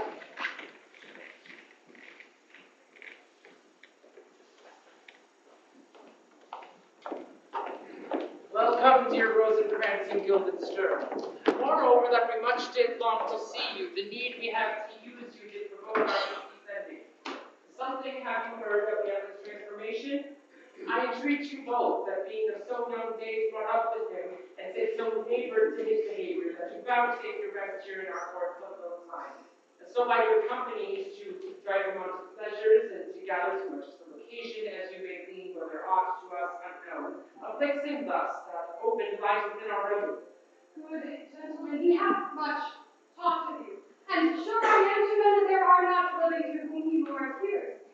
If it will please you to show us so much treachery and will us to spend your time this while, for the supply and profit of our Your visitation shall receive such things as fits I can remember. Both your majesties might by the sovereign power you have of us, put your dread pleasures more to command than to entreaty. But we both obey, and here give up ourselves in the full bent to lay our service freely at your feet, to be commanded. Then Rosencrantz and Gentleman Stern. Thanks, feel the stern and gentle Rosencrantz. And I beseech you, O King, to be showing visitation to James' son. Go with me now. I will take them to our Hamlet. Heavens, make our presence and our practices pleasant and helpful. Okay then. The ambassadors of Norway, my good lord, are joyfully returned. Thou still hast been the mother of good news. Aye, my lord, I assure you, I hold my duty, as I hold my soul, both to my God and to my gracious king, and I do think that I have surely found the very cause of Hamlet's misery. Oh, speak of that do I long to hear. Give first admittance to the ambassadors. My news shall be the fruit to that great feast. Thyself do grace to them and bring them in. She tells me, my dear Gertrude, she has found the very head and source of all your son's distemper. Well, I doubt it is no other but the maid. His father's death and our his marriage. Well, we shall sit here. Welcome, friends. Say, Voltaman, what of our brother Norway? Most fair return of greetings and desires. Fort Froth received rebuke from old Norway, and in fine makes vow before his uncle never more to give the essay of arms against your majesty.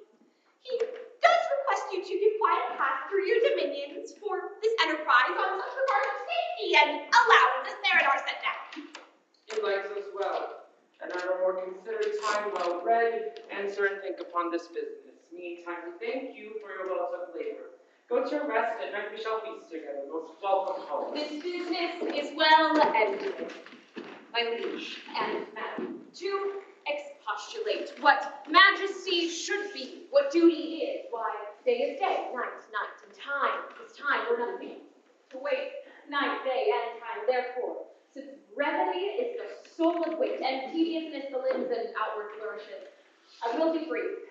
Your noble son is mad.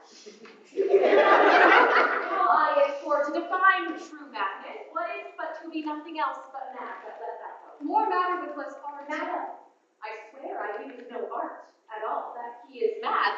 'Tis true, 'tis pity, and pity 'tis true, a foolish figure, but fair Hamlet, for I will use no art.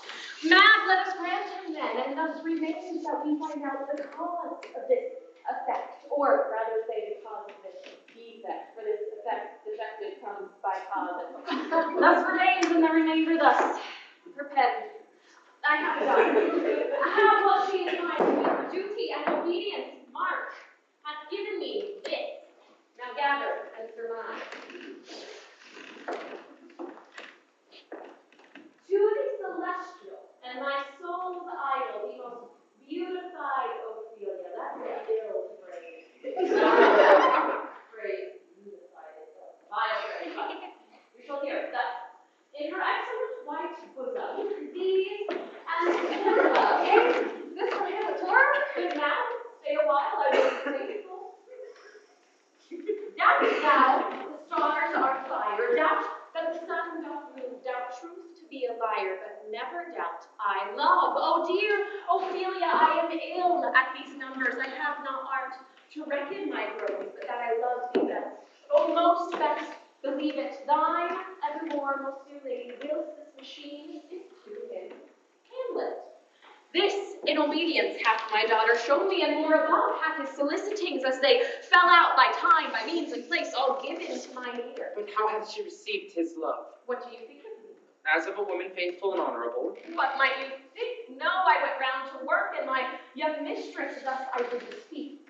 Lord Hamlet is a prince, out of thy star, this cannot be. And then I precepts gave her that she should lock herself from his resort, admit no messengers, receive no tokens, which done, she took the fruits of my advice, and he, repulsed, a short tale to make, fell into a sadness, then into a fast, thence to a watch, thence to a weakness, thence to a lightness, and by this declension into the madness wherein now he raves, and I'll be more.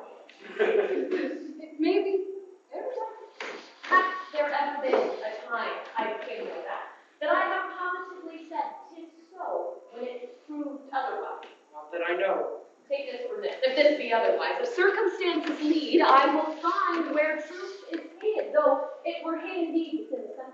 How may we try it further? You know, sometimes he walks 4 hours together here in the lobby. So he does indeed. At such a time, I'll loose my daughter to him, leave you and I behind an heiress bed, mark the encounter. If he love her not and be not from his reason fallen, I'll be no assistant for a state, but keep a farm and harder. We shall try it. But look, we're standing before wretched country. Away, I do beseech you both, away, I'll board him presently, oh, give me leave. How does my good Lord Hamlet? Well, God of mercy. Do you know me, my lord? Excellent, well. You are a fishmonger. Not I, my lord. Well, I would you were so honest a woman. Honest, my lord. I, madam, to be honest as the school goes, is to be one person picked out of 10,000. That is very true, my lord. For if there's some great maggot and a dead dog being a God-kissing carrion. I have, my lord. Whether or not walking the sun, conception is a blessing, but not as your daughter may conceive. Friend, point to it. Still harping on my daughter, yet he knew me not at first. He said I was a fishmonger. He's far gone, far gone. And truly, in my youth, I suffered much extremity for love, very near this. I'll speak to him again. What do you read, my lord? Words. What is the matter, my lord? Between whom? I mean the matter which you read, my lord. Slanders, madam, for the satirical rogue says here that old women have gray beards, that their faces are wrinkled, their eyes are virgin, amber and plum tree dung, together with a plentiful lack of wit, all together with quick hair. I most powerfully and potently believe, yet I will not honestly to have it thus set down. Yourself would be old as I am when the crab could walk backwards.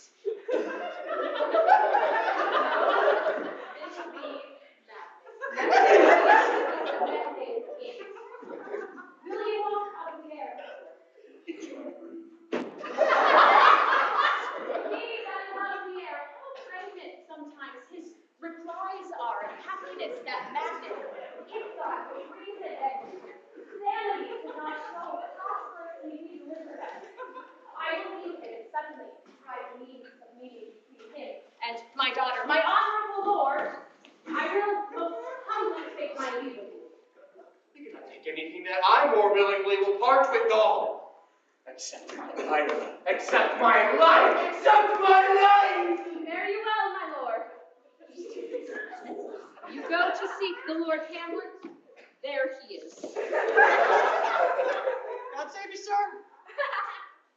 My honored lord. My most dear lord. My excellent good friend. How dost thou, Guildenstern?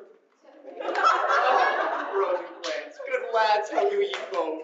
I believe this is something of the earth. Happy in that we are not over happy. On fortune's cap, we are not the very pleasant. Nor the soles of her shoe. Neither, my lord. Then you live about her waist? Or in the middle of her favors? Faith her brightest sweet. In the secret parts of fortune. Almost true. She is a strong. What's the news? None, my lord. But then the world's grown honest. Then is Tuesday near. But your news is not true. Let me question you more in particular. What have you, good friend, deserved at the hands of fortune that she sends you to prison hither? Prison, my lord. Denmark's a prison. Then is the world one? A goodly one, in which there are many wards, confines, and dungeons, Denmark being one of the worst. We think not so, my lord. Well, it is none to you, for there is nothing either good or bad, but thinking makes it so. To me, it is a prison. Why then?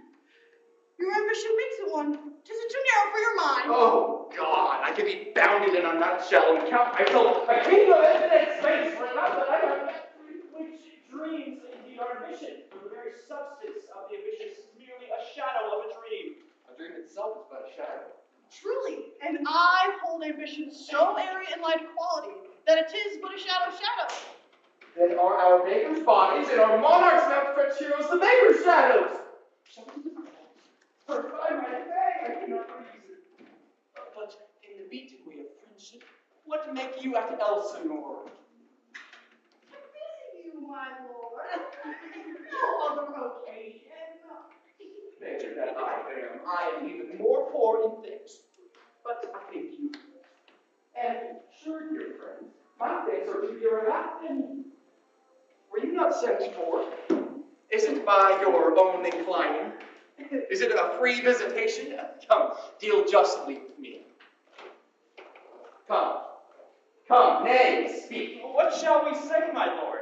Anything but to the purpose. You were sent for, and there was a kind of confession in your looks which your modesties are not craft enough to cover. Another good human who said for you. To what end, my lord? That you must teach me. But let me conjure you, by the rights of our fellowship, by the constancy of our youth, by the obligation of our ever-preserved love, and by what more better a proposer may charge you with all, be even interrupt with me whether you were sent for or no. What say you? Nay, I if you love me, hold not on, oh my lord. We were sent for. I will tell you why. So, shall my anticipation prevent your discovery, and your secrecy to the king and queen molds no better? I have, but wherefore I know not, lost all my mirth, forgotten all customs of exercise, and indeed it weighs so heavily with my disposition that this goodly frame, the earth, that appears no other thing than a sterile promontory. This most excellent canopy, the air look you, that appears no other thing than a foul and pestilent congregation of vapors. What piece of work is a man? How noble in reason, how infinite in faculty, in form and moving, how express and admirable, in action, how like an angel, in apprehension, how like a god, the beauty of the world, the paragon of animals. And yet, to me, what is this quintessence of dust? A man delights not to me. No, nor woman neither. But by your smiling, you seem to say so. My lord, we have no such thought in stuff in our thoughts. Why did you laugh then when I said man delights not to me? Think, my lord, if you delight not in better, what late entertainment the players shall receive from you? You met them on the way, and hither. Are they going to properties? What players? And those who will not be delighted, Mr. Chief of the city. It's possible. There are the players. My good friends, you are welcome to Elsinore. Your hands, come then. You are welcome. Uncle father and auntie mothers. In what, my dear lord? I am but mad more and less when the wind blows southerly. Well be with you, gentlemen. What do you insert? And you too. I hear. That great baby you see there is not yet out of her swaddle. Happily, she second time comes again. For they say, an old woman is twice a child. I would prophesy you to tell me the players, Martin. You were right, madam, on Monday morning. It was so indeed. My lord, I have news to tell you. My lord, I have news to tell you. The actors are coming in, my lord. And King Jeffrey on his ass. The best actors in the world, either for tragedy, comedy, history, pastoral, comical, historical, pastoral, tragical, comical, historical, pastoral, even musical or poem unlimited. Seneca cannot be too heavy, nor practice too light for the law of writ and liberty. These are the only men. Oh, Jephthah, judge of Israel, what a treasure hast thou! What a treasure had he, my lord? Why, but fair daughter and no more. The one he loved passed well. Still on my daughter. My daughter, no rightful Jephthah. If you call me Jephthah, my lord, I have a daughter whom I love passing well. Nay, that's about looks enough. Follow them. Good friends, I am glad to see you well. Welcome, masters, welcome all. Come, sirs. Follow that lady. We'll have to play tomorrow night.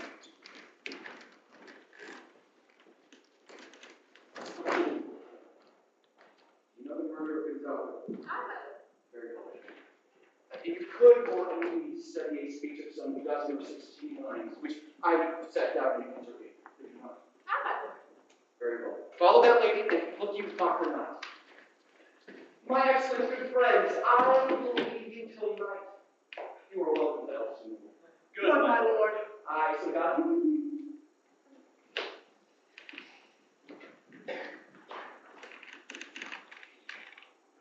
No, I will. Fie upon about my brain. I heard that guilty creatures sitting at play have by the very cunning of the sea and strokes of the soul that presently they have proclaimed their malefactions. For murder, though it have no tongue, speaks with most miraculous order. I'll have these players play something like the murder of my father before my uncle. I'll observe his course. If he does but blanch, I know my course.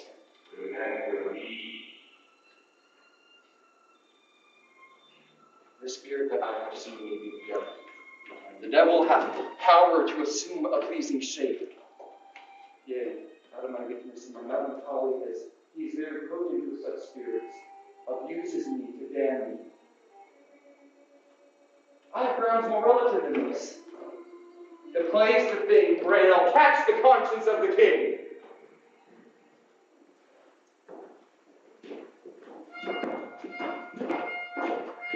And you, by your threat, circumstance, determined right for constitutions, treating so harshly all his days, quiet, permanent, and dangerous ruin. He does confess he feels himself distracted, but from what cause he will by no means speak. Nor do we find him forward to be sounded, but with a crafty madness keeps aloof when we would bring him on to some confession of his true state. Did he receive you well? Most like a gentleman. But the most forcing of his disposition. Avoiding our questions, but of our demands, most free in his reply. Did you beseech him to any pastime? Madame, it so fell out that certain players wheel robbed on our way. Of these we told him. There did seem in him a kind of joy to hear of it. They are about the court, and as I think they were to order this night to play before him. It is most true, and he beseeched me to entreat your majesties to hear and see the matter. With all my heart, and it doth much content me to hear him so inclined. Good gentlemen, give him a further edge and try his purpose unto you below. We shall, my lord. Sweet Gertrude, leave us be. We have only sent for Hamlet hither, that he, as 'twere by accident, may here affront Ophelia. Her mother and myself, lawful as files, will so bestow ourselves that, seen unseen, we may of their encounter frankly judge, and gather by him as his behavior to be his affliction, or know that thus he suffers for. I shall obey you. And for your part, Ophelia, I do hope your good beauties be the happy cause of Hamlet's wildness. So shall I hope your virtues bring him back to his wonted way again, to both your honors. God, I wish it may. Ophelia, whilst you here, gracious, so please you, we will bestow ourselves. Read on to this book, that show of such an exercise may color your loneliness. But we are up to blame in this, too much proved that with devotion's visage and pious action we do sugar o'er the devil himself. Oh, I hear him coming, draw, my lord.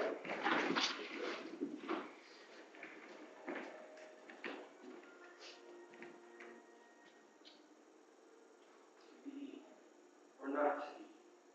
That's the question. Whether 'tis nobler in mind to suffer the slings and arrows of outrageous fortune, or to take arms against a sea of troubles, and by opposing end them, to die, to sleep no more, and by a sleep to say the end of the heartache, and the thousand natural shocks that flesh is heir to. This consummation about to be rich. To die, to sleep, perchance to dream. Aye, here's the rub. For in that sleep of death, what dreams may come when we have shuffled off this mortal coil, must give us pause. For Who would bear the whips and scorns of time, the oppressor's wrong, the proud man's contumely, the pangs of despised love, the loss of the way, the insolence of office, and the spurns which patient merit of the unworthy takes, but when he himself might his quiet dismay with a bare bodkin? Who would fardels bear to grunt and sweat under a weary life, but that the dread of something after death, the undiscovered country whose bourne no traveler returns, puzzles the will and makes us rather bear the ills we have than fly to those we know not of? Thus conscience does make cowards of us all. And thus the native hue of resolution is sicklied o'er with the pale cast of thought, and enterprises of great pith and moment with this regard their currents turn awry, and lose the name of action. Soft you now, the fair Ophelia, and that Morrison's be all my sins remembered. Good, my lord. Have done your honor for this many a day. I humbly thank you. Well. My lord, I have remembrances of yours that I have longed to be delivered. I pray you now receive them. No, not I. I never gave you aught. My honored lord, you know right well you did. And with them, words of so sweet breath composed as made the things more rich. Their perfume lost. Take these again, for to the noble mind rich gifts wax poor when givers prove unkind. There, my lord. Are you honest? My lord? Are you fair? What means your lordship? That if you be honest and fair, your honesty proves no discourse to your beauty. Could beauty, my lord, have better commerce than with honesty?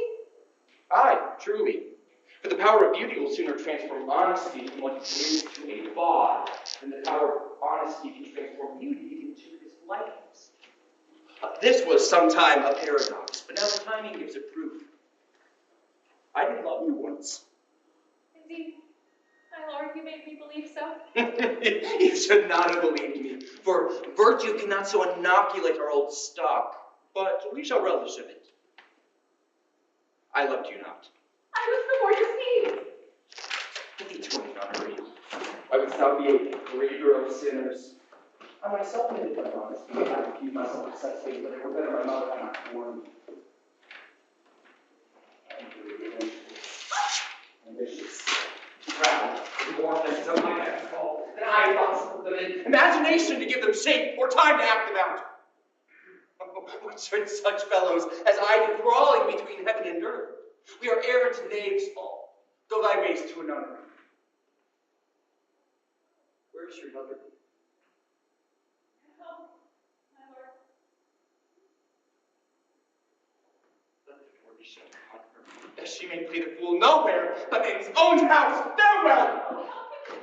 If thou dost marry, I'll leave this place for my dowry. Those chaste as ice, as pure as snow, thou shalt not escape slander. Get thee to a nunnery. Go, and quickly too, or if thou wilt indeed marry a fool, for wise men know well enough what monsters you make of them. Get thee to a nunnery. Go, and quickly too. Farewell! Heavenly power to restore him. I've heard of your feelings too. God has given you one face, and you make yourself another. You lisp and you nickname God's creatures, and you make your wantonness your ignorance. Go to! I'll no more on't! Have pity, man. I say, we shall have no more marriages. Those that exist, all but one shall live. The rest shall keep as they are. To a nunnery. Go.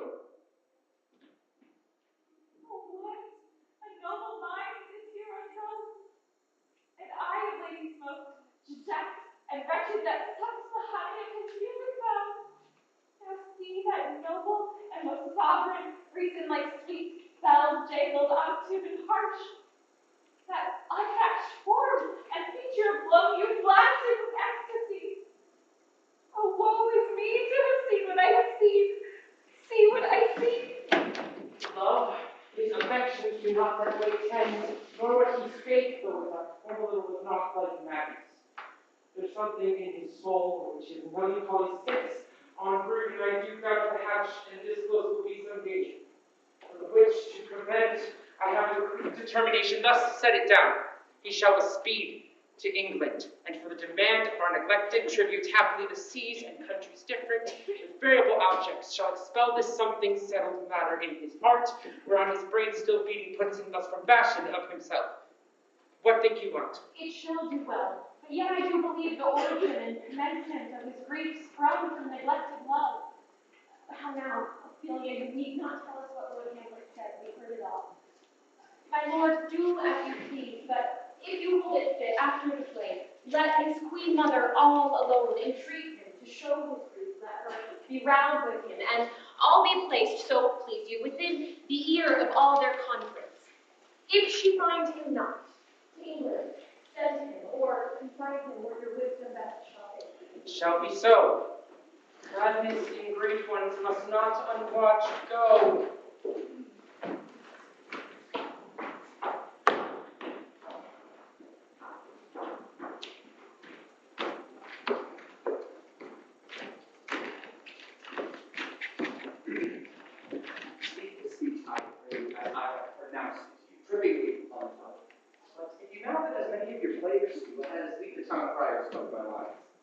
Lord, do not sob here too much with your arms thus. Use all gentle.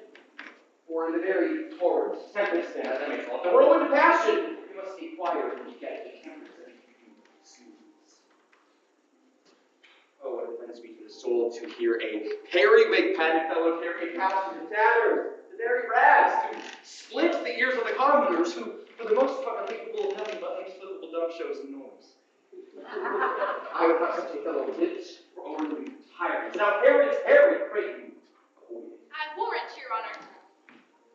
Be not entertained neither, but let your own discretion be your chief. Suit the action to the word to the action, which this special overstep not the modesty of nature. For anything so overdone is for the purpose of play, whose end, both as the person and now, was and is as told to work, the mirror of nature, to show virtue her own feature, scores, the very age and body of the time is form and pressure.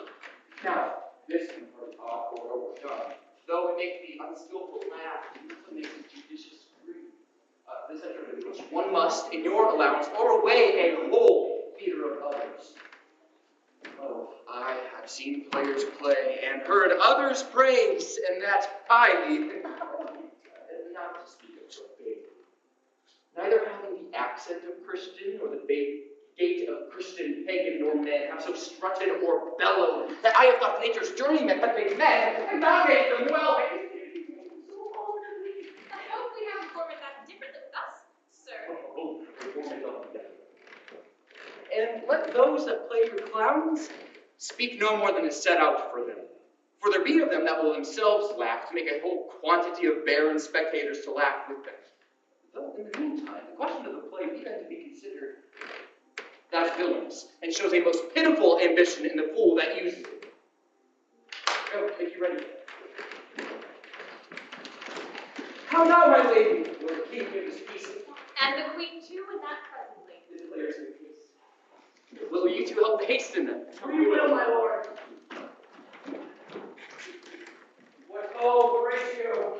Here's me, lord, at your service. Horatio, thou art even as just a woman as ever my conversation copied. My dear lord. Seeing that it comes near the circumstance of my father's death, make people note that I might either rivet to my uncle's face, and afterward we will both our judgments join. Well, my lord, if he should steal aught the while this play is playing and escape detecting, I will pay the bet. Very good play. I must be idle. Get you a place. How fares our cousin Hamlet? Excellent in faith of the chameleon's dish. I eat the air upon his hand. You cannot be the one, so. I have nothing with this Andrew Hamlet. No, nor mine now. My lady, you played once in the university, you said. That did I, my lord, and was accounted a good actor. What did you mean? I did an act, Julius Caesar. I was killed in the capital. Brutus killed me. the players ready? Aye, my lord. I stay upon your patience. Come hither, my dear Hamlet. Sit by me. Nay, madam, this never more food. Oh, do you mark that? Lady, shall I lie in your lap? No, my lord. My head upon your lap. Aye, my lord. Do you think I make country patterns? I think nothing, my lord. Just a fair thought to lie between their legs. What is, my lord? Nothing. You are married, my lord. Who? I? Aye, my lord. Oh God, you're only jig maker. What should a man do but be married? For look you how cheerfully my mother looks, and my father died within these 2 hours. Nay, 'tis twice 2 months, my lord. So long. Nay, let the devil wear black, for I'll have myself a suit of sables. Gone 2 months and not forgotten, and there's hope a great man may outlive his life. I have to hear. Will he tell us why you chose this show? Aye, or any show you'll show him. Be you not ashamed to show, he'll not shame to tell you what it means. You are not. You are not. I'll mark the play. For us and for our tragedy, here stooping to your clemency, we beg your hearing patiently.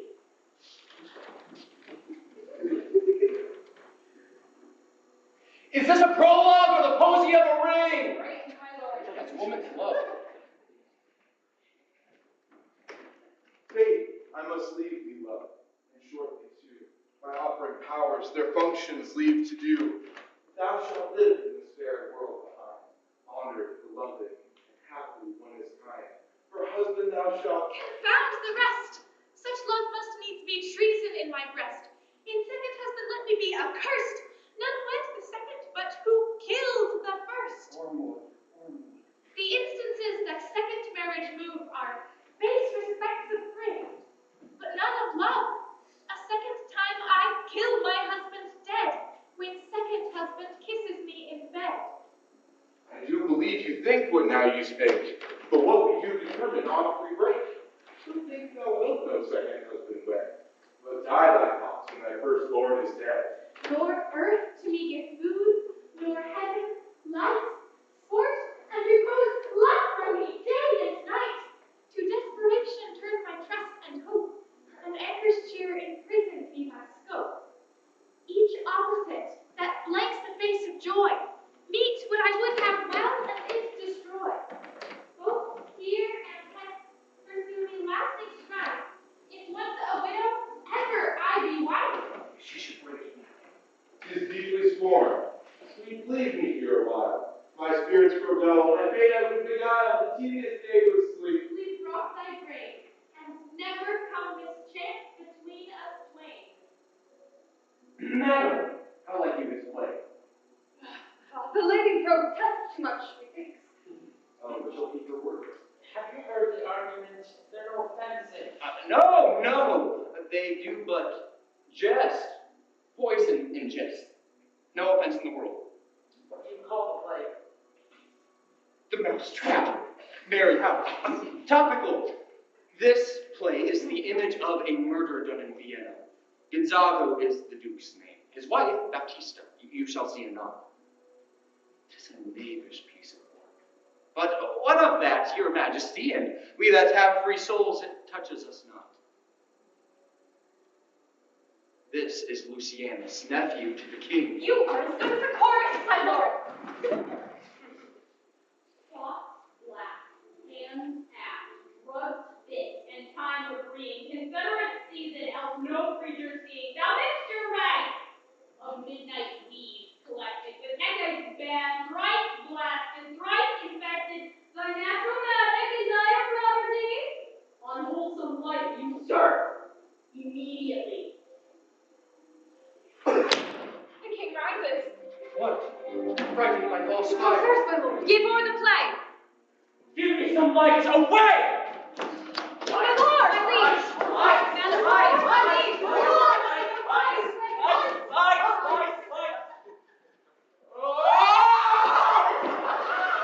Oh, good Horatio!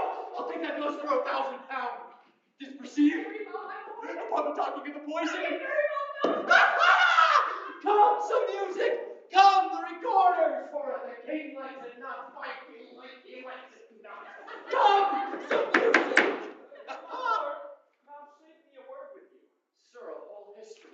The king, sir. I, sir, what of him? In his retirement, marvelous distemper. Drink, sir? No, my lord. Rather with choler. The queen, your mother, in most great affliction of spirit, hath sent me to you. Your mother? Nay, good my lord, this courtesy is not of the right breed. If you shall make me a wholesome answer, I will do your mother's commandment. If not, your pardon and my business shall be the end of my return. Sir, I cannot. What, my lord? Make you a wholesome answer. My wit's diseased. My mother, you say. Then, thus she says your behavior has struck her with amazement and admiration. Oh, most wonderful son, that can so astonish a mother. But is there no astonishment at the heels of this mother's admiration? She desires to speak with you ere you go to bed. We shall obey. Were she 10 times our mother, have you any further trade with us? You must love me, my lord. So I do still, by these pickers and stealers. What is your cause of distemper? You do surely bar the door upon your own liberty, not griefs to your friends. Sir, I lack advancement. How can that be? When the voice of the king himself is for your succession in Denmark. Aye, but sir, while the grass grows. The proverb is something musty. Oh, the recorder, let me have it. To withdraw it. Why would you go about to recover the wind of me, as if you would drive me into a toilet? My lord, if my duty be too bold, my love is too unmannerly. I do not well understand that. Will you play us on this pipe? My lord, I cannot. I pray you. Believe me, I cannot. No, I do beseech you. I know no touch of it, my lord. It's as easy as line. Govern the bandages with your fingers and thumb. Give it breath with your mouth, and out comes most eloquent music.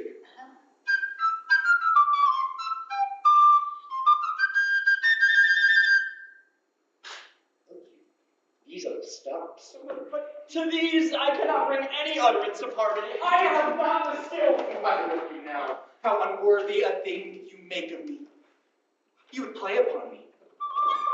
You would seem to know my stops. You would pluck out the heart of my mystery. You would sound me from my lowest note to the top of my compass. And there is much music. Excellent voice in this little organ. I am easier to be played on than a pipe. Call me what you will, though you may fret me. You cannot play upon me.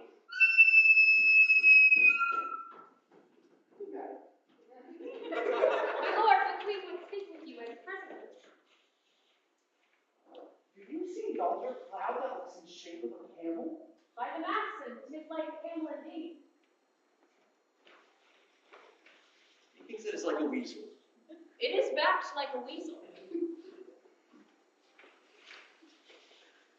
Or like a whale? Very like a whale. I will keep my number by and by. They pull me to the top of my bed. I will not. I will say so. By and by is easily said.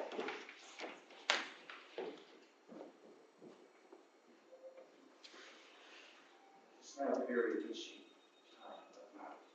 The churchyard is young, and hell itself is out from hating to this world. Their business as the day quite full of run. So down to my mother. Oh, heart, lose not thy nature. I will speak daggers to her. Use none. My tongue and soul in this be hypocrites.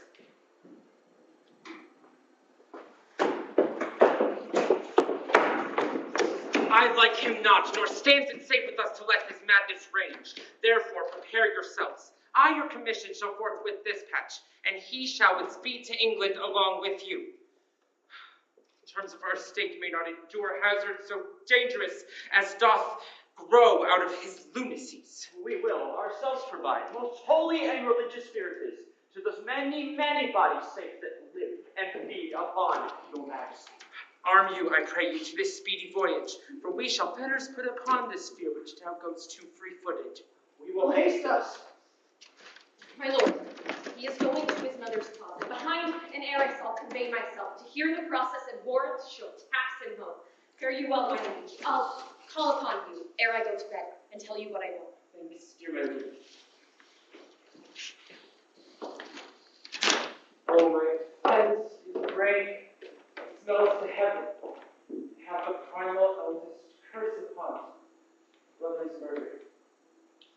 What if this cursed hand were thicker than itself with brother's blood? Is there not rain enough in the sweet heavens to wash it white as snow? Then I'll look up. My fault is past. But oh, what form of prayer can serve my turn? Forgive me my foul murder. Cannot be. For I am still possessed of those effects for which I did the murder. My crown, my known ambition, and my queen. May one be pardoned and retain the offense. What then? What rest? Try what repentance can, or can it not? What can it when one cannot repent? Oh, wretched state! Oh, bosom black as death, bound stubborn knees, and hearts with strings of steel soft, as sinews of the newborn babe. All will be well.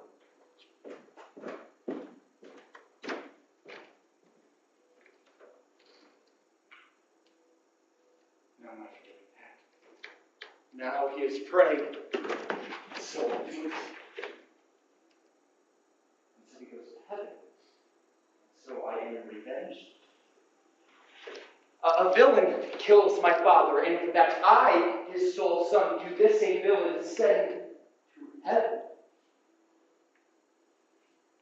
No.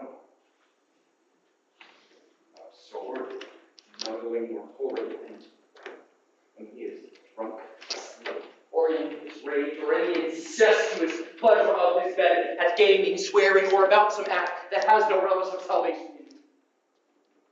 Then trip him, that his heels may kick at heaven, and that his soul may be as damned and black as hell, whereto it goes. My mother stays. This physic but prolongs thy sickly days. My words line up. My thoughts remain below. Words without thoughts never to heaven go.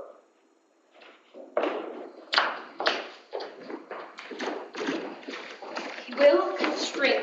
Look you, lay hold to him. Tell him that his grace has been too broad to bear with, and that your grace hath screened and stood between much heat and him. I'll sconce me even here. Pray him be round with him. I warned you, Mother! hear me not. Withdraw, you are coming. Mother! Now, Mother, what's the matter? Hamlet, thou hast thy father much offended. Mother, thou hast my father much offended. Come, you answer with an idle tongue. Go, you question with a wicked tongue.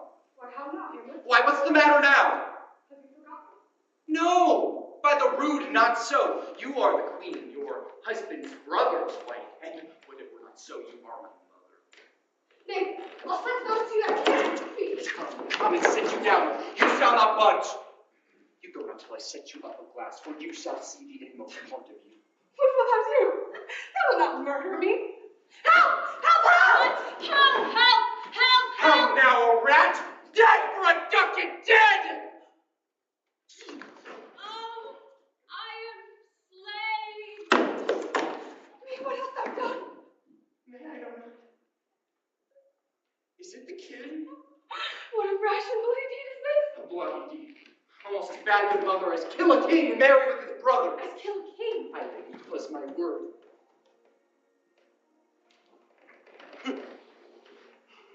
O wretched, rash, intruding fool! Farewell! I took thee for thy better. Take thy fortune. Leave me in your hands. Peace, sit you down, and let me rend your heart. For so I shall, be made of penetrable stuff. It damn near doesn't have brass and so it is proof. It's all would be in sense. What have I done that thou darest wag thy tongue and noise so rude against me? Have you eyes? You cannot call it love.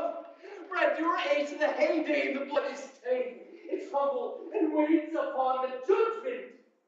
And what judgment would step from this to this? Hamlet, speak no more.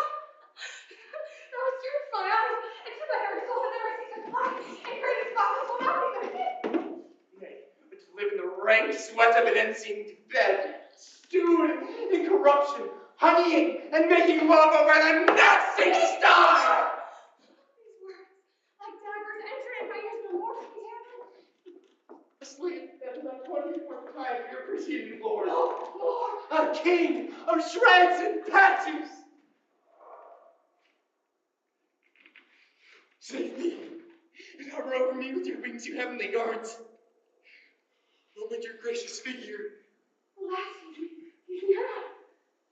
Do you not come, your tardy son, to chide that lapse in time lets go by the important action of your dread command?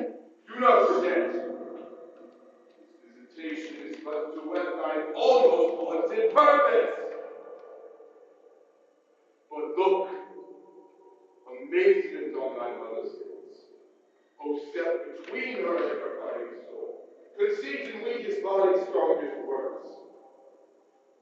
Speak to her, Hamlet.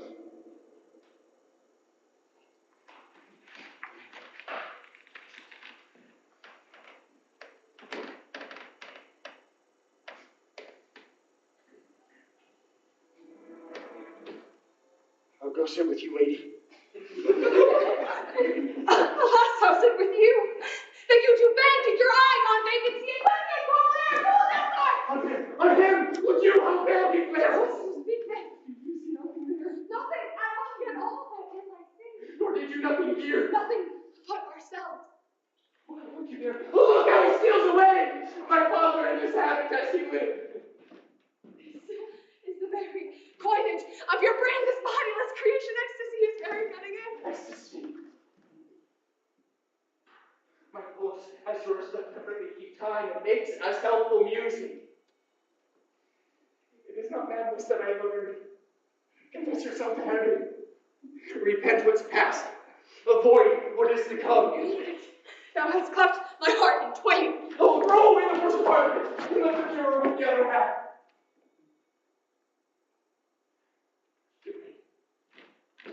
But go not to my uncle's bed. Assume a virtue if you have it not. Once more, good night. And if you are desirous to be blessed, all blessing beg of you. For this same lady I do repent. But heaven hath pleased it so to punish this with me and me with this. I will bestow her, and will answer well the death I gave her. So then, good night. I will speak cruel, only to be kind. This bad begins and the worst remains behind. One more good word, good lady. What shall I do? Not this, by no means that I bid you do. Let the bloat king tempt you again to bed, or paddling in your neck with his damp fingers, make you to ravel all this matter out, that I essentially am not in madness, but mad in craft.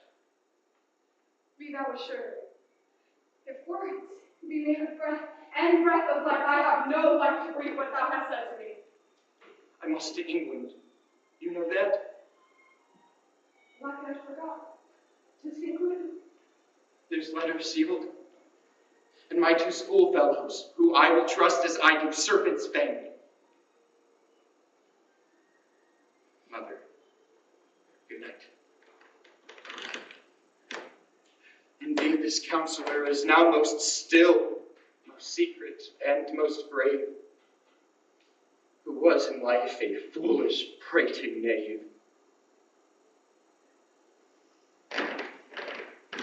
Come, madam, to draw toward an end with you.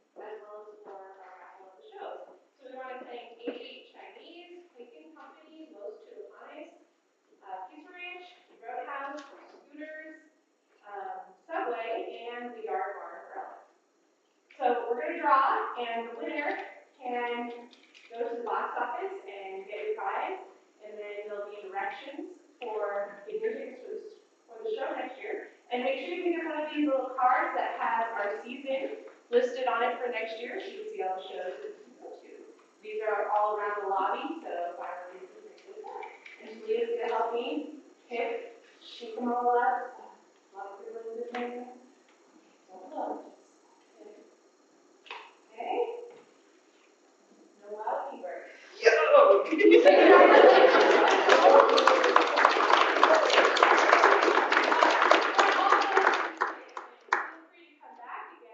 Tomorrow or Saturday night and try again.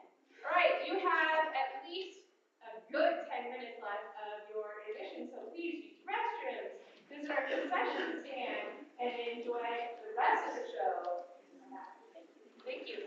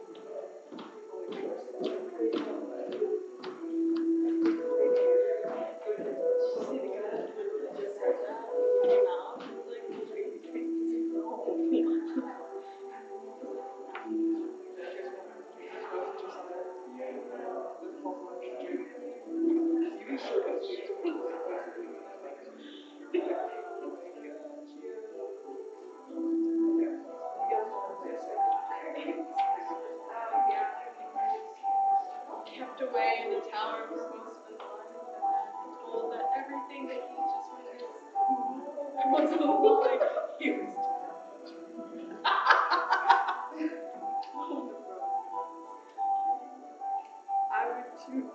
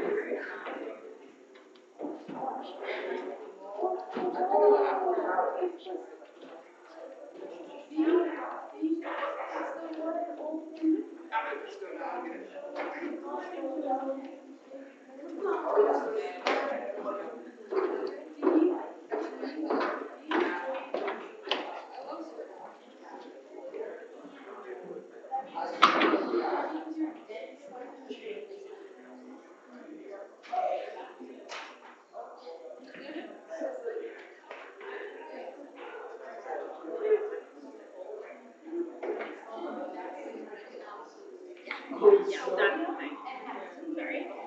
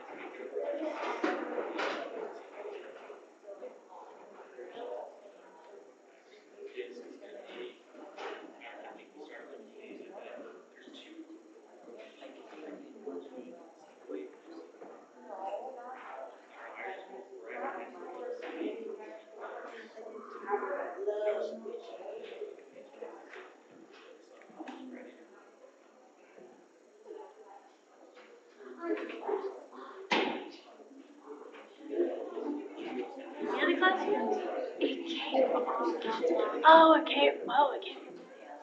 Yeah, shoot. How are we gonna... Grab a chair? Grab a chair, okay.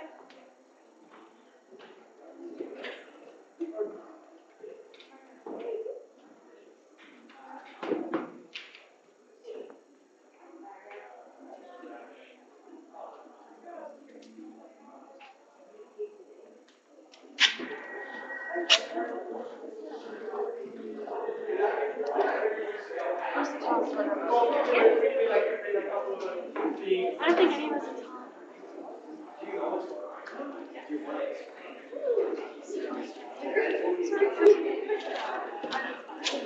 We are tall.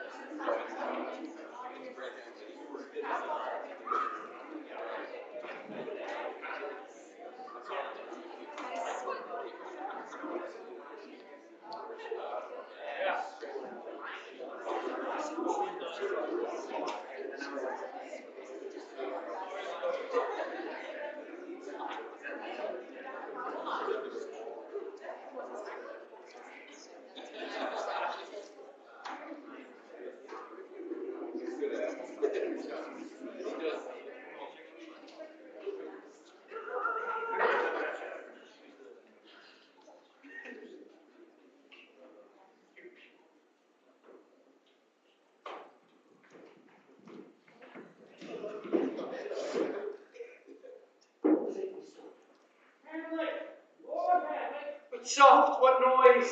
Who called on Hamlet? Oh, here they come!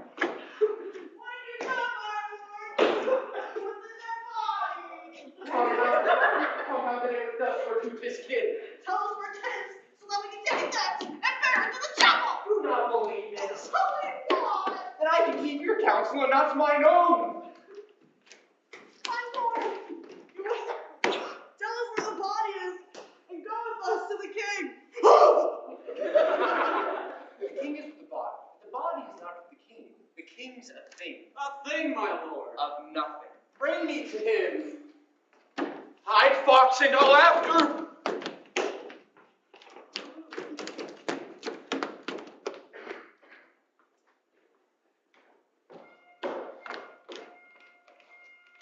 I have sent to seek him and to find the body.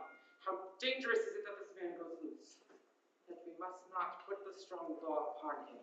He's loved of the distracted multitudes, who look not in their judgment, but in their eyes. To barrel smooth and even, the sudden sending him away must seem deliberate pause. Diseases desperate grown by desperate appliances are relieved, or not at all.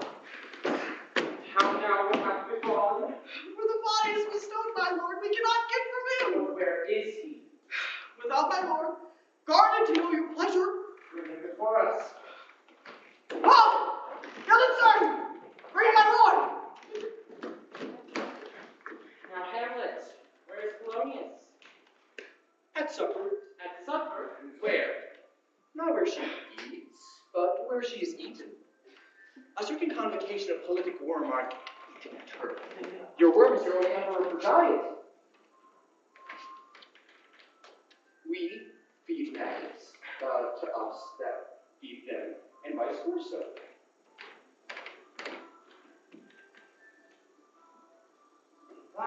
Alas. A man may fish with a worm that hath eaten of a king, and fish of a king of the fish that hath eaten of that worm. Dost you mean by this? Nothing, but to show how a king may go with progress through the guts of a beggar. Where is Polonius? In heaven. Send hither to see. But if your messenger find her not there, seek her in the other place yourself. But indeed, if you do not find her in this moment, you'll nose her as you go up the steps into the lobby. Go seek her there. So stay till you come. Hamlet, this deed for thine especial safety, which we do tender as dearly grieved for that which thou hast done, must send thee hence with a fiery quickness. Therefore prepare thyself. The bark is ready, and the winds at help and the associates tend. Everything is bent for England. For England? Aye, Hamlet. Good. So is it if thou knewest our purposes. I see a chair of that. But come for England. Farewell, dear mother. Thy loving father, Hamlet. My mother! Father, mother, man, and wife is one flesh, and so my mother. Come for England.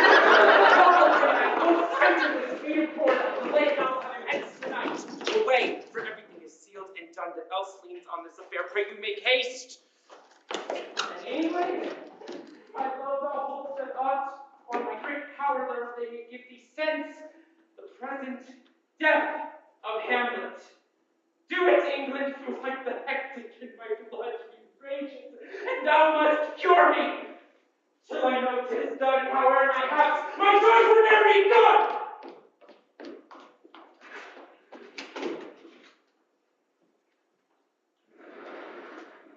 Go, Captain. From me, greet the Danish king.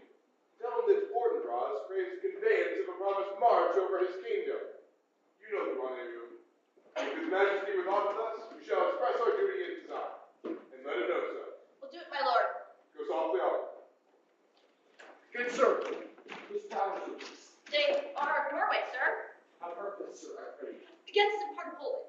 Who commands you, sir? The nephew to old Norway, Fortinbras. Goes it against the man of Poland, or for some frontier? Truly to speak it with no addition. We go to gain a little patch of ground that happened in no profit. But the name, to pay for it 5 ducats. I would not harm it, nor will yield to Norway nor the Polar rank or rate should it be paid to thee. Why then the Polish never will defend it. Yes, it is already garrisoned.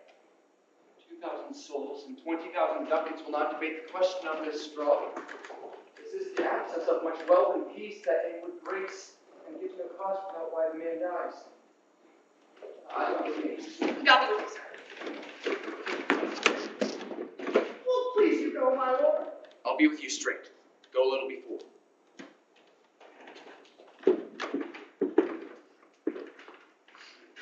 Patience be informed against me, and spur my own revenge.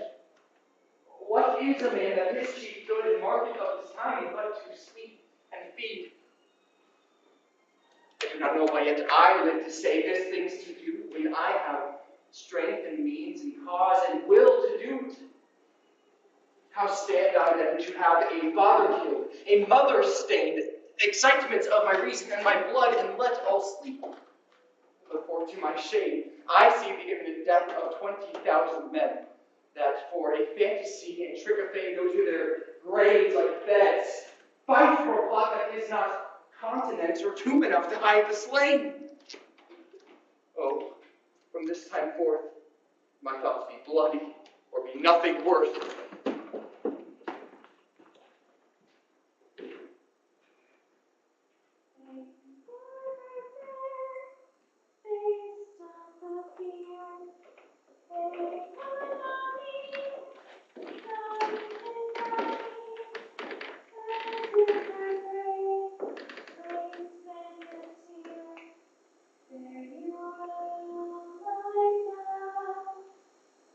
I will not speak with her, Horatio.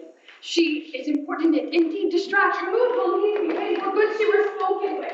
But she may strew dangerous conjectures and ill-breeding minds. Let us come to her. My sick soul, as sin's true nature is, each toy seems prologue to some great abyss, so full of arbor stones, and yet it smells itself and merely be spilled.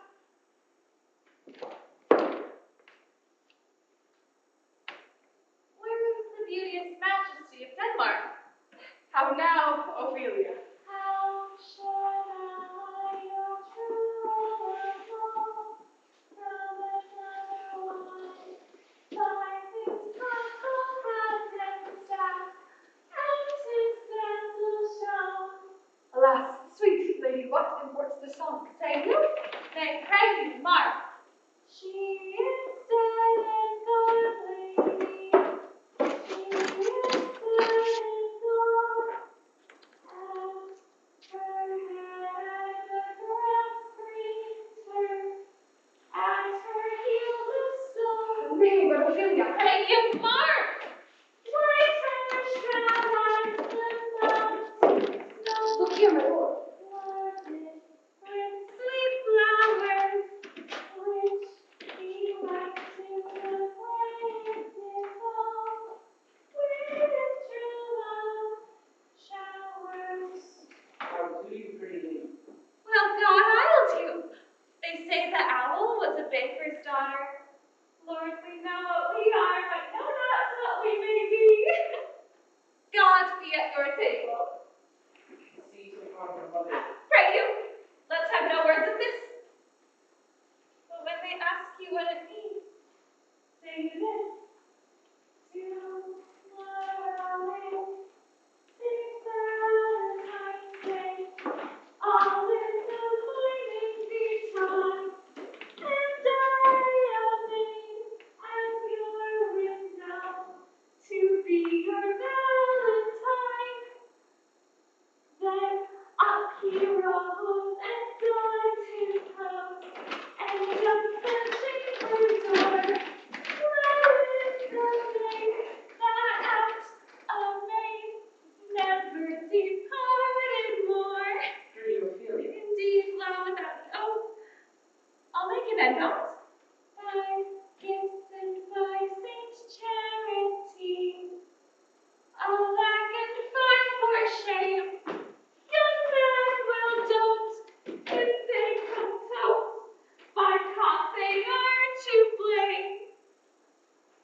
Well, she before you tumbled me, you promised me to wed, so would I have done by yonder sun, and thou hast not come to my bed. How long has she been thus? I hope all will be well. We must be patient. But I know that she will be to think that they should linger in the cold ground. My brother shall know of it. And so I thank you for your good counsel. Come, my couch. Good night, ladies. Good night, sweet ladies. Good night. Good night. Over close, give her good watch, I pray you. Oh, this is the poison of deep grief. It springs off of her mother's death. Oh, Gertrude, in sorrows come, they come not single spies, but in battalions. First her mother slain, next your son gone, and he most violent author of his own just remove.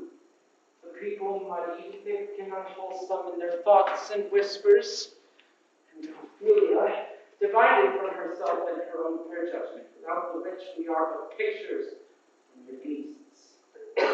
Last, her brother is in secret come from France, feeds on his wonder, keeps his head in clouds, and wants not buzzards to infect his ear with pestilence to your mother's death. Alack, what noise is this? What is the matter? Say it for yourself, my lord. The ocean we're peering at, whose lists eats not the flats with more impetuous haste than young Laertes, in a riotous head or bears your officers. The rabble call him lord, and as the world were now but to begin, antiquity forgot, custom not known, the rabble with props of every word, they cried, choose we, Laertes shall be king. Caps, hands, and tongues applauded to the crowd. Laertes shall be king, Laertes, king. How happy on the false truth they cried. This is counter. You false Danish god! The doors are broke. Where is this king? I pray you give me leave. Oh, thou vile king, give me my mother! Drop of blood that's cold proclaims me bastard.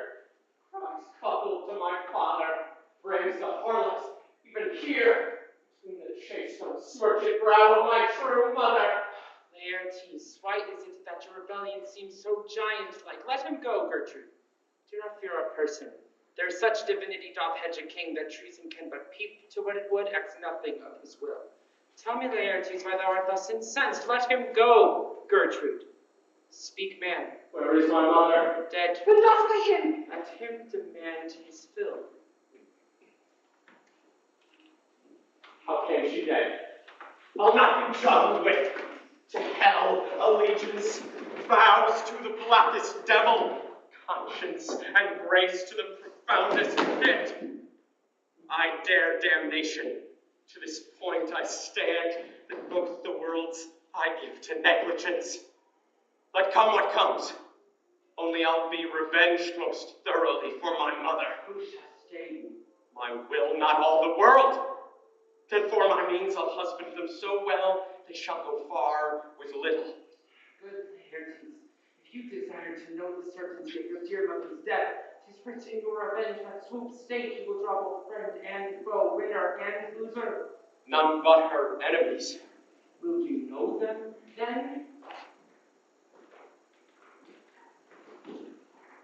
To her good friends, thus wide I'll ope my arms, and like the kind, life-rendering pelican, repast them with my blood. I have to speak with good child, a true gentleman. I am guiltless of your mother's death. It shall as level to your judgment pierce as they does to your eye. Ding! How now? What noise is this? Oh, heat, dry up my brains. Tears 7 times salt, burn out the sense and virtue of mine eye. Dear maid, kind sister, sweet Ophelia, is it possible a young maid's lips could be as moral as an old man's life?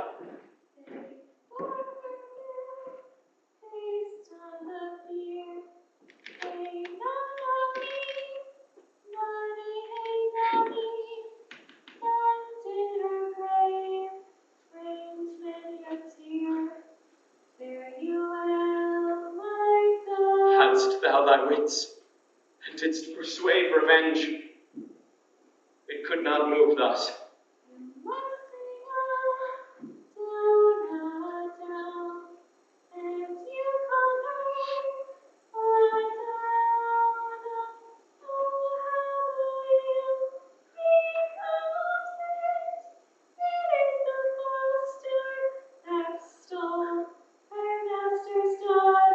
This nothing's more than matter. There's no Mary. That's for remembrance. Pray, love, remember. There's pansies. That's for thought. Document and madness. Thoughts and remembrance fitted. There's fennel for you. And columbine. There's room for you.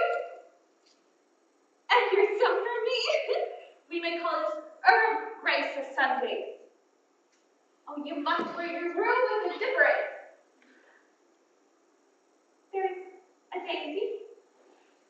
give you some violets, but they withered all when my mother died. They say she made a good end. For body, sweet Robin is all my joy. Thoughts and afflictions, passion, hell itself, she turns to favor and to prettiness. And will she not come again? And will she not come again? No, no, she is dead. Go to thy deathbed. She never will come again. Her face was white and snow glass, and was her fault. She is gone. She is gone, and we cast away all. God have mercy on her soul. And for the Christian souls I pray, God be with ye. Do you see this, O God? Laertes, I must commune with your grief where you find right. Go but apart, make choice of whom your wisest friends you would, and they shall turn judge twixt you and me. If they find us by direct or collateral hand thus touched, we will our kingdom give, and our life, our crown, and all else we can ours to you in satisfaction. But if not, be you content to stay here with us, and we shall jointly labor with your soul to give it due context. Let this be so.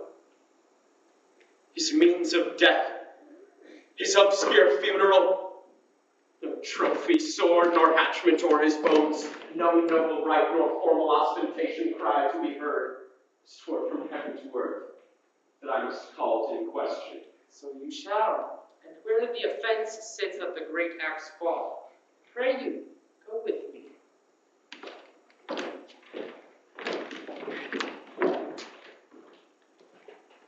What are they that would speak with me? Sir, they say they have letters for you. Let them come in. I do not know from what part of the world I should be greeted, if not from Lord Hamlet. God bless you, sir. God bless thee too. He shall serve and please him. There's a letter for you, sir. It comes from the ambassador that was bound for England. If your name be Horatio, as I'm led to know it is. Horatio, when thou shalt have overlooked this, give these fellows some news to the king. They have letters for him. Ere we were 2 days old at sea, pirates with very warlike appointments gave us chase. Finding ourselves too slow of sail, we put on a compelled valor, and in the grapple I boarded them. On the instant they got clear of our ship, so I alone became their prisoner. They have dealt with me like thieves of mercy, but they knew what they did. I am to do a good turn for them. Let the king have the letters I sent, and prepare thou for me with as much speed as thou wouldst supply death. I have words to speak in thine ear that will make thee dumb, yet they are much too light for the bore of the matter. These good fellows will bring thee where I am. Rosencrantz and Guildenstern hold their course for England. Of them I have much to tell thee. Farewell. Keep it thou knowest thine. Hamlet. Come, I will make you way for these your letters, and you with the speedier, that you may direct me to him from whom you brought them.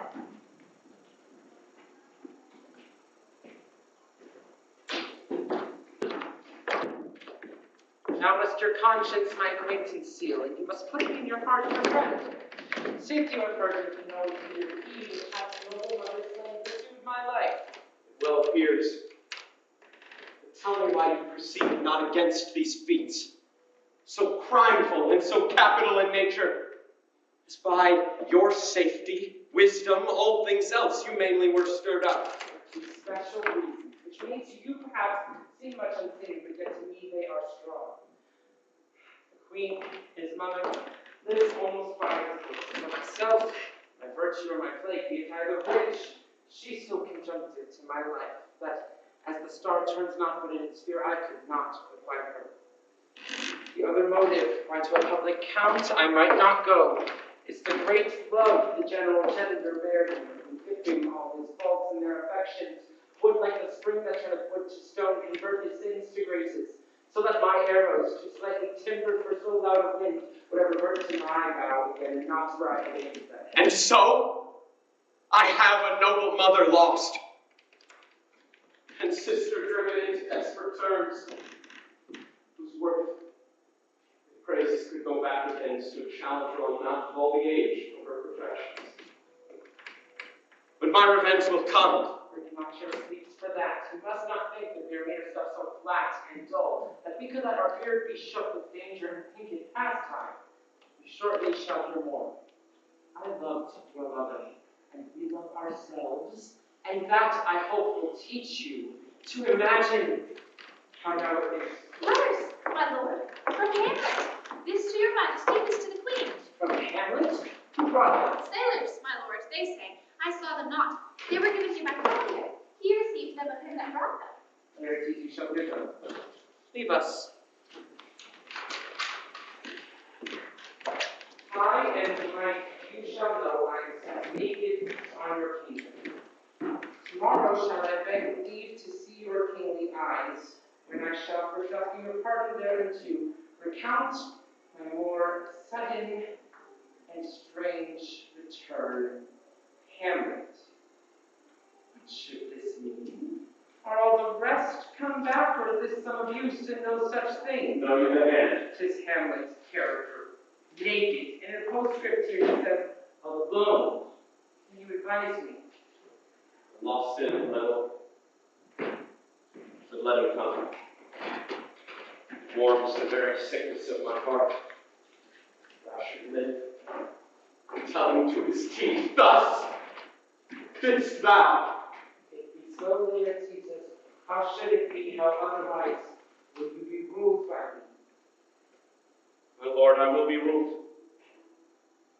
Or rather, if you could devise it so, that I might be the organ. Laertes, was your mother dear to you, or are you like the painting of the sorrow, a painting without a heart? Why ask you this? Not that I think you did not love your mother, but I know love is begun by time, and that I see in passages of fruit, time qualifies the flame and spark of it. There lives within the very flame of love, and wick or snuff that would abate it. Hamlet's come back. What would you undertake to show yourself your mother's son in deed, more than in word? To cut his throat in the church. No place indeed should murder sanctuaries.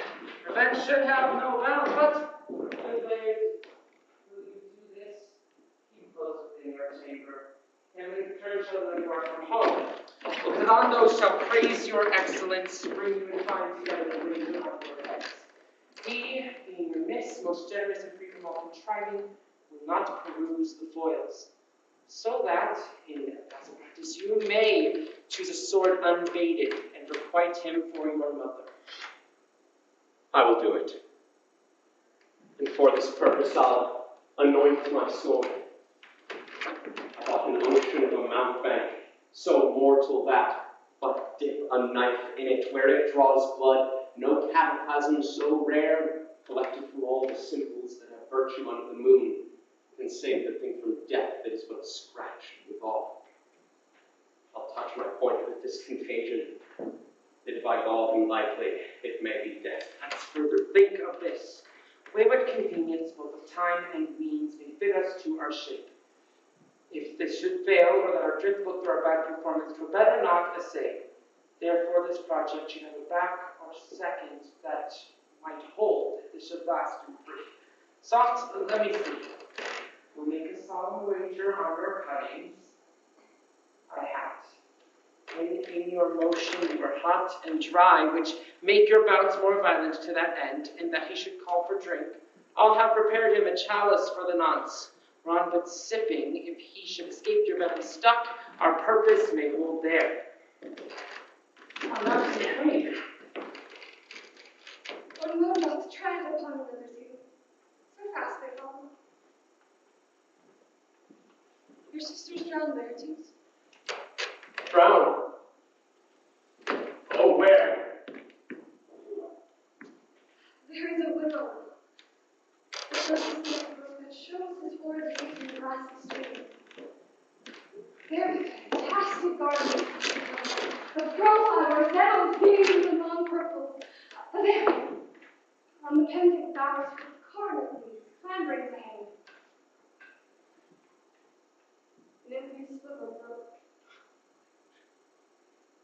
looking down from the reading trophy as you saw the colors of everything look.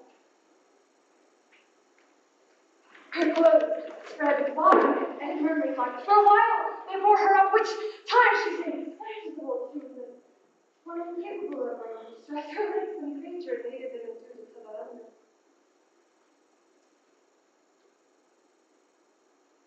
But long it could not be till her garments, heavy with the very whole, the poor wretched from her lowly away to my care.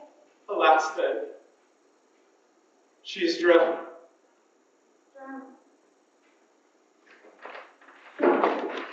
Too much of water hast thou, poor Ophelia, and therefore I forbid my tears.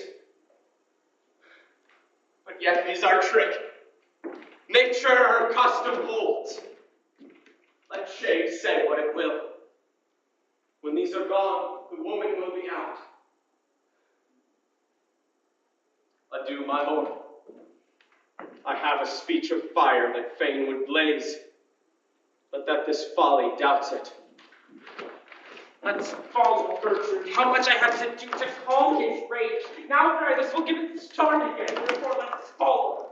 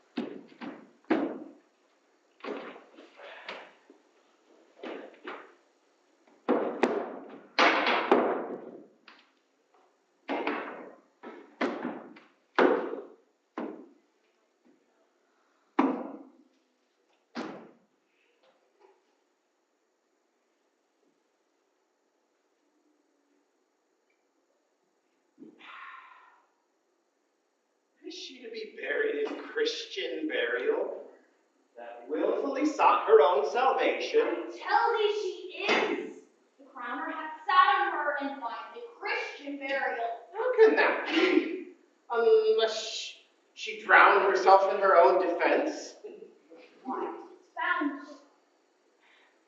Then it must be, say, offendendo. It cannot be else, for here lies the point. If I drown myself wittingly, it argues an act. An act hath 3 branches, that is, to act, to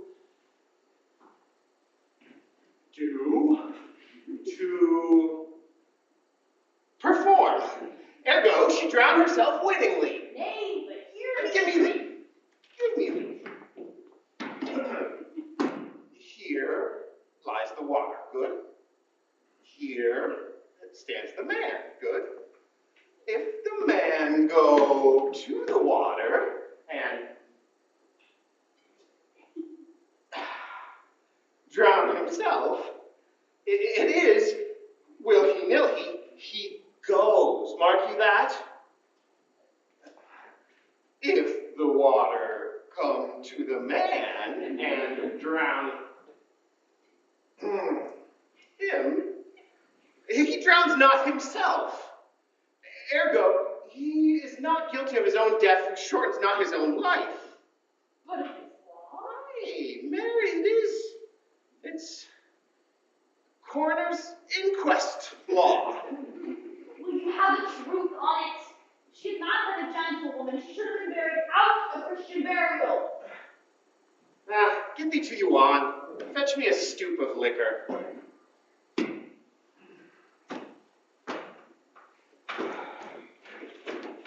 In youth, when I did love, how many thoughts was very sweet.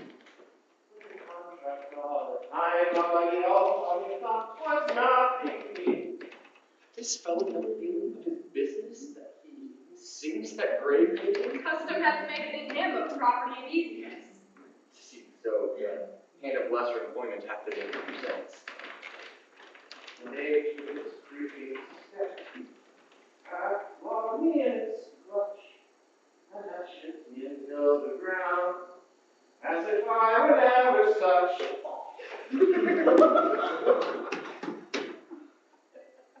This skull had a tiny event in good season once.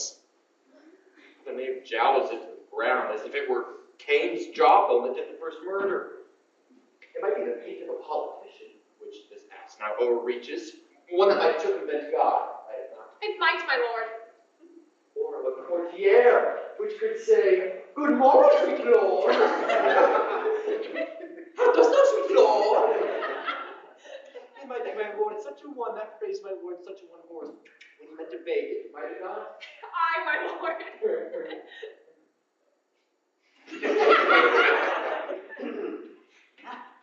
Oh, pickaxe and a spade, oar and a shrouding sheet. Oh, a pit of clay for to be made, for such a guest is meet. Oh, a pickaxe and a spade, oar and a shrouding sheet. Oh, a pit of clay for to be made, for such a guest is meet. Whose grave is this, sirrah? Mine, sir. Oh, a pit of clay for to be made, for such a guest is meet. I think it be thine indeed, for thou liest in it.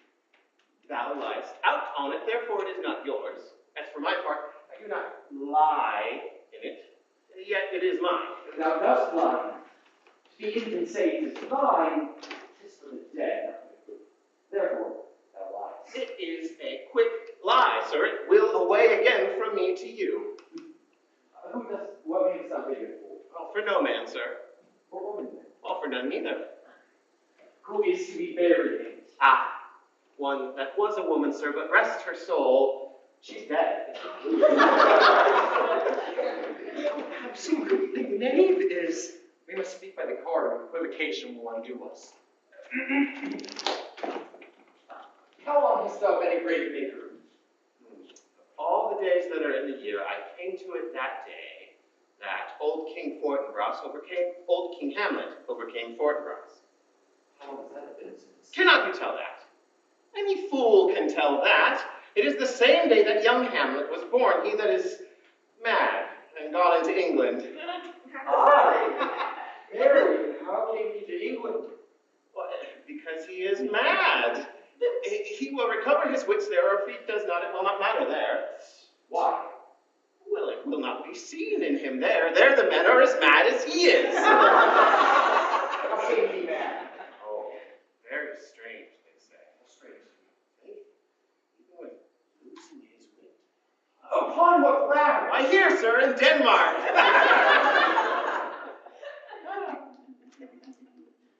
I have been sexton here, man and boy, for 30 years. How long will a man lie in the earth ere he rot? Faith, if he be not rotten before he die, as we have many a pocky corpse nowadays, it will not hold delaying in it, he will last you some 8 year or some 9 year. A tanner will last you 9 year. Why, he more than another? Why, his hide is so tanned from his trade, he will not let water in for a good while. Your water is a sore decayer of your horse and dead body. Here's a skull. This skull hath laid in the ground 23 years. Whose was it? A whoreson of a mad rogue he was. Whose do you think it was? I know not. A pestilence on him for a mad fellow. He once poured a whole flagon of wine on my head. This skull, sir, is Yorick's skull, the king's jester. This? Even that? Let me see. Alas, for your I knew him, Horatio, a fellow of infinite jest, a most excellent fancy. And bore me on his back back 1,000 times. And now how bored my imagination is. There's always reasons. Here among those lips that I don't know how. Where are your jibes now? Your gambles, your flashes of arrogance that were once at a table on the floor. Not one now to mock her own grin. Pretty Horatio, tell me one thing. What's that, my lord? Did Alexander look of this fashion in the dust? Even so. And smelled so? Even so, my lord. To what base uses we may return, Horatio? Why may enough imagination trace back the noble dust of Alexander, where he may find it stopping upon the hole? Or to consider too curiously to consider so. No, wait, not a job. Alexander died. Alexander was buried. Alexander was buried in dust. The dust is earth. Earth we made glow. And why that number 2 wasn't good, they not? Stop the beer barrel. Oh, let the earth which could set the world in awe could catch a ball to expel a winter flaw. Let's off the side. Here comes the king.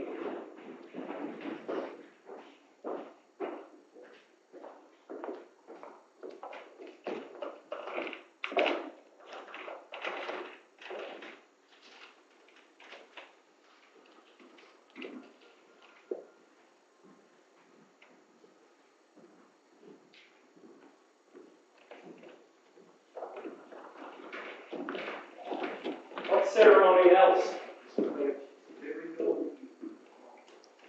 What ceremony else?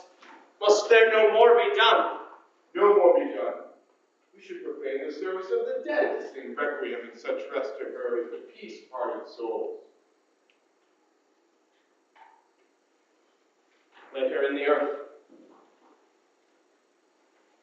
and from her fair and unpolluted flesh may violets spring. I tell thee, churlish priest, a ministering angel shall my sister be, when thou liest howling. What is there of you?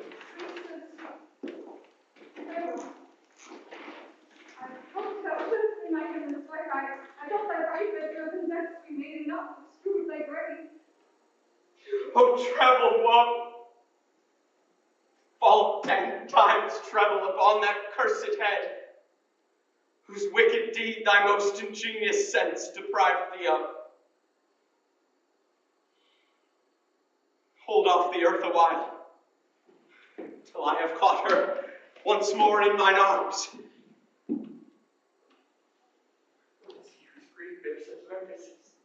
Whose phrase of sorrow conjures a wandering stars that makes them stand like wonder-wounded hearers.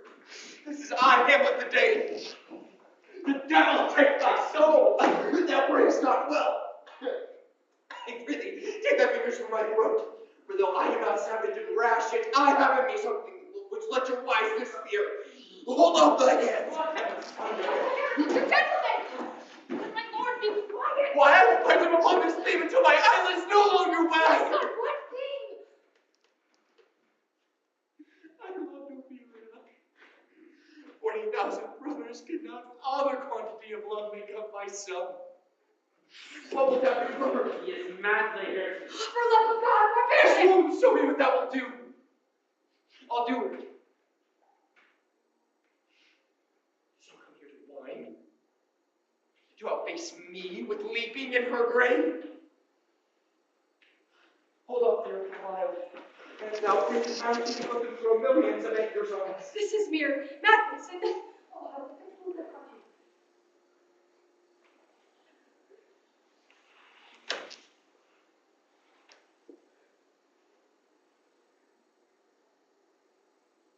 What is the reason that you use me thus? I loved you ever.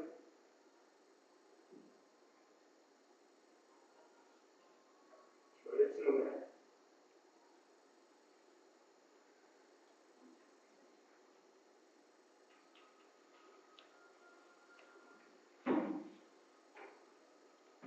But you so do what you may. The cat of you Horatio. Keep good watch and ready.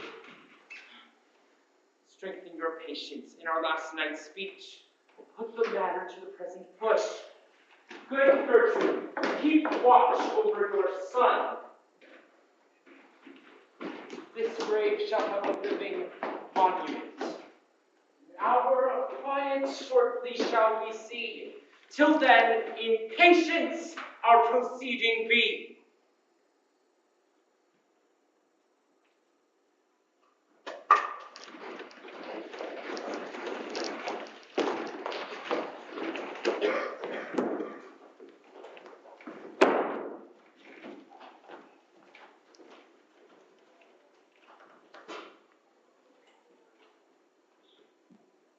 So much for this, sir. And now shall you see the other? You can remember all the circumstances. Remember it, my lord? Friend, in my heart there was a kind of fighting that would not let me sleep. Our indiscretion sometimes serves us well, and that should teach us there's a divinity that shapes our ends. That is most certain. Up on my cabin, on my voyage to England with Rosencrantz and Guildenstern, groped I to find out that I had my desire. Because their panic. Finally withdrew to my room again, where I found Horatio, a royal knavery, an exact command that my head should be struck off. Is it possible? Here's the commission. Read it at your leisure. But will you hear what it is? I beseech you. Being thus be netted round with villains, I sat down, devised a commission, wrote it fair. We know the effect. Aye, good my lord. An earnest conjuration from the king, as England was his faithful tributary, as love between them like the palm leaf flourish, that of the view and knowing of the contents, without favor further more or less, should the bearers put to sudden death. How was this sealed? Even that was had an ornament. I had my father's signet in my purse, which is the model of that Danish seal. Both of the break up the form of the other. Subscribed it. Gave the impression, was safely, the change we never know. Guildenstern and Rosencrantz go to it? Why, friend, they didn't make love at that point. They're under my conscience, or defeated by their own insinuations. Lord, what a king is this? Does it not think thee stand me now upon? He that hath killed my king and whored my mother. It must be shortly known to him from England what is the issue of the business there. It will be short. The interim is mine, and a man's life no more than to say one. I'm very sorry, good Horatio, that Hilaire says I didn't forget myself. For in the image of my cause, I see the portraiture of his. I'll count his favors, but sure, the bravery of his grief did put me into a towering passion. Peace, who comes here? Your lordship is right. Welcome back to Denmark. I humbly thank you, sir. Does not speak what I know. Oh, good my lord. Sweet lord, if your lordship were at leisure, I should invite you. Thanks to you from his majesty. I will receive it, sir, with all diligence of spirit. Put your bonnet to its right use. 'Tis for the head. Thank you, your lordship. It's very hot. Oh, it is very cold. The wind is northerly. It is never cold, my lord, indeed. Yes, methinks it is very sultry and hot for my complexion. Excuse me, my lord, it's very sultry. I cannot tell how. But, my lord, his majesty made me signify to you that he has laid a very great weight on your head. Sir, this is the Yeah, I beseech you, remember. Nay, good my lord, for my needs and his fair. Servant, here is newly come to court Laertes. Believe me, an absolute gentleman, full of most excellent differences, a very soft society, and great showing. Indeed, to speak feelingly of him, he is the card or calendar of gentry, for you shall find in him the continent of what part, a gentleman of the sea. Sir, his defilement suffers no perdition in you. I find him to be a soul of great article, and his inclusion of such dearth and rareness to make true report. His semblance is his mirror, and who else would trace him? His umbrage, nothing new. Your lordship speaks most infallibly of him. The relevance, sir? Why do we speak of the fellow in our more raw breath? You are not ignorant of what excellence Laertes is. I dare not confess it, lest I should compare with him in excellence. I mean, sir, for his weapon, but in the imputation laid on him by them, in his need, he's unbellowed. What is weapon? Rapier and dagger. That's two. King, sir, not plenty. That, in a dozen packets between yourself and him, we shall be his. He hath laid on 12 or 9, and it would come to immediate trial if your lordship would not say the answer. How if I answer no?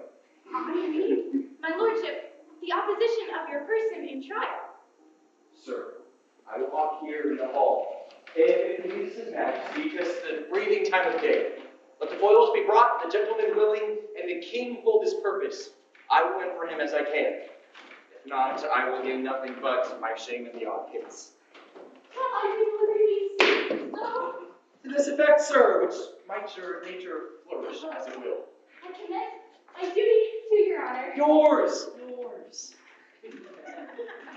She does well to commend it herself. There's no tongue for Elsa's turn. This lapwing runs away with the shell on her head. My lord, His Majesty commended him to you by young ostrich who brings back to him that you attend him in the hall. He sends to know that your pleasure hold to play with Laertes, or that you'll take longer time. I'm constant to my purpose. They hold the king's pleasure. The king and queen and all are coming down. In happy time. The queen desires you to use some gentle entertainment with Laertes before you fall to play. She well instructs me. You will lose this wager, my lord. I do not think so. Since Laertes has gone to France, I will continue practice. I will look at the odds. But thou wouldst not know how ill all's here about my heart, but it is no matter. If your mind dislike anything, obey it. I will forestall the repair hither and say you are not fit. Not a whit. We defy augury.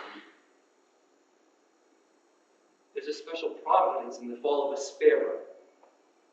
If it be now, it is not to come. If it be not to come, then it be now.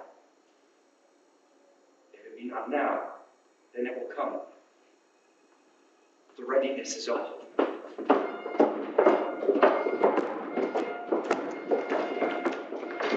Come, Hamlet, come take his hand for me. Give me your pardon, sir. I've done you wrong. But pardon as you are a gentleman. This presence knows, and you must needs have heard how I am punished with sore distraction. What I have done that might your nature, honor, and exception roughly awake, I hereby proclaim as madness. Sir, in this audience, let my proclaiming from a first evil free me so far in your most generous thoughts, that I have shot mine arrow over the house and hurt my brother. I am satisfied in nature, whose motive in this case should stir me most to my revenge. But in my terms of honor, I stand aloof, and will no reconcilement, till by some elder master of known honor I have a voice in precedent of peace, to keep my name ungored. But till that time I do receive your offered love like love, and will not wrong it. I embrace it freely, and will this brother's wager frankly play? Give us the foils. Come on. Come, one for me. I'll be your foil, Laertes. In my ignorance, your skill shall, like a star in the darkest night, stick fiercely off indeed. You mock me, sir. No, by this hand. Give them the foils, young ostrich. Have them never to know the wager. Very well, my lord. Your grace hath laid the odds over the weaker side. Do not fear it. I have seen you both, and since he is better, we have therefore odds. This is too heavy. Let me see another. As you will. Have the foils all length. How did my good lord? Setting the stoops of wine on that table, Hamlet should give the first or second hint, or quit in answer of the third exchange of all the battlements there are inspired. The king shall drink to Hamlet's better breath, and in the cup a union shall he throw richer than that which 4 successive kings in Denmark's crown have worn. Come, begin, and you the judges narrow very eye. Sir? Come, my lord.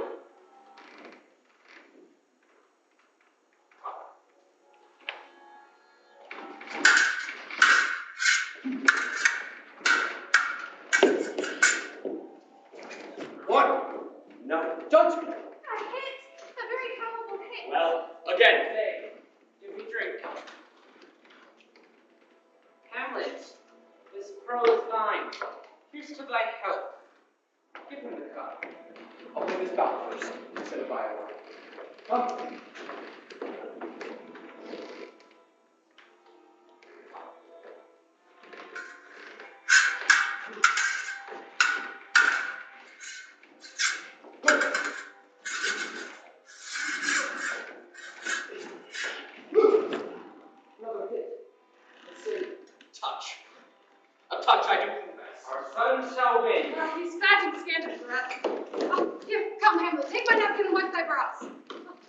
Queen caresses to your book. Gertrude, do not drink. I will, my lord, I pray you, pardon me.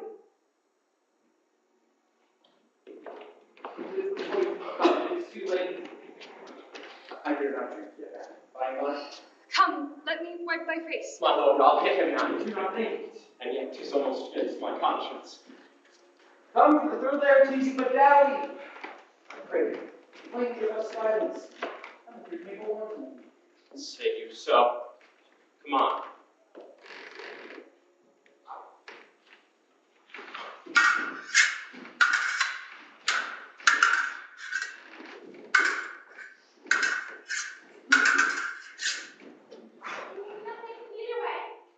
Now. Ow! Oh!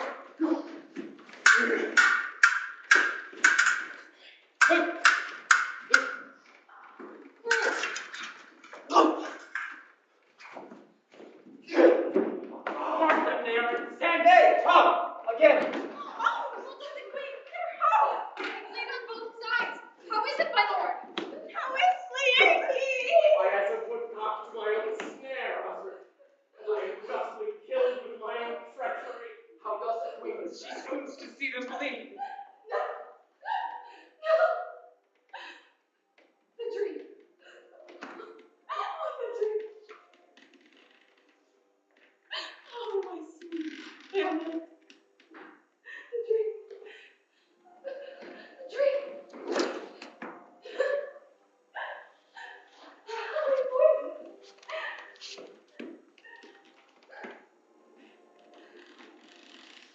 Oh, Billy. Oh, let the door be locked! Treachery, seek it out! It is here, Hamlet. Hamlet, thou art slain. No medicine in the world can do thee good, and neither is not half an hour of life. The treacherous instrument is in thine hand. Unbaited and envenomed, the foul practice hath turned itself on me. Lo, here I lie, never to rise again. My mother's poison. I can no more. The king's to blame. And Madam too. Poison to thy work!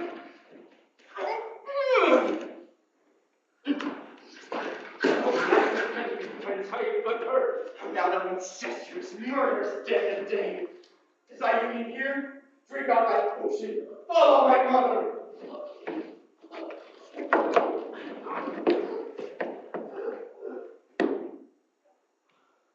He is justly served. It is poison tempered by itself.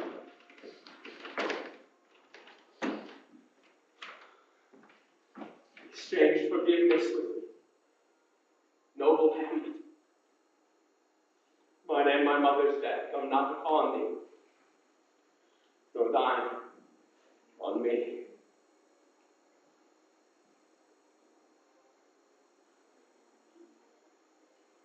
I will make thee free of it. I follow thee. Oh, I am dead, Rachel.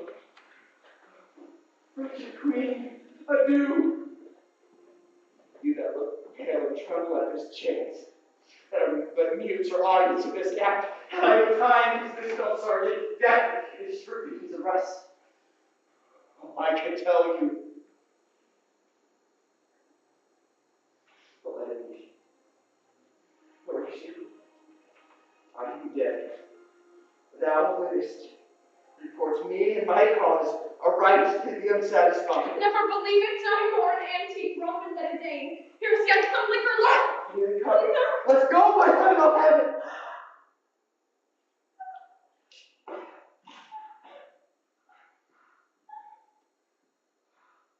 Horatio, one wounded maid.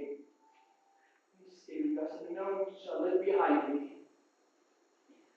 If thou didst ever hold me in thy heart, absent thee, fullest be a while, and in thy dark world draw thy breath in pain.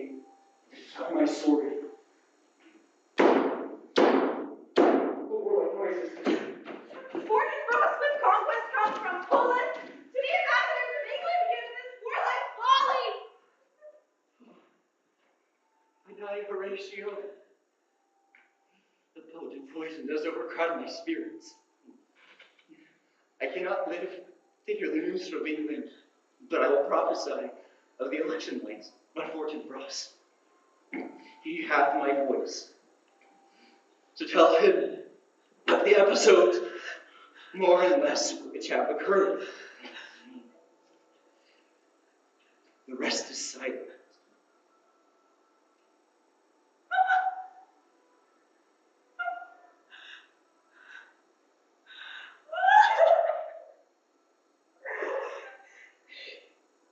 Now cracks the noble heart. Good night, sweet prince, and flights of angels sing thee to thy rest. Why does the drum come hither? Some words of memory in this kingdom. Now to play my vengeance and often light. Where is this sight? What is it ye would see? If aught of woe or wonder, cease your search. This quarry cries on havoc. Proud death, what feastest toward in thine eternal cell? If thou so many princes have shot, so bloodily hast struck.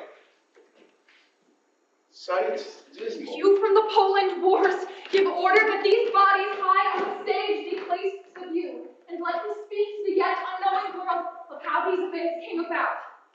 So shall you hear of carnal, bloody, and unnatural acts, of accidental judgments, casual slaughters, of deaths put on by cunning and forced cause, and in this upshot, purposes mistook, falling on the inventor's reeds. All this can I truly deliver. Then let us haste to hear it, and call the noblest to the audience. For me, with sorrow, I embrace my fortune. Of that I shall also have cause to speak, and from his mouth whose voice will draw on more. But let this same be presently performed, even while men's minds are wild, lest more mischance on plots and errors happen. Let 6 captains bear Hamlet like a soldier to the stage. For he was likely, had he been put on, to have proved most royal. For his message, the soldier's music, and the rights of war speak loudly for him. Take up the bodies. Such a sight as this becomes a field, but here shows much amiss.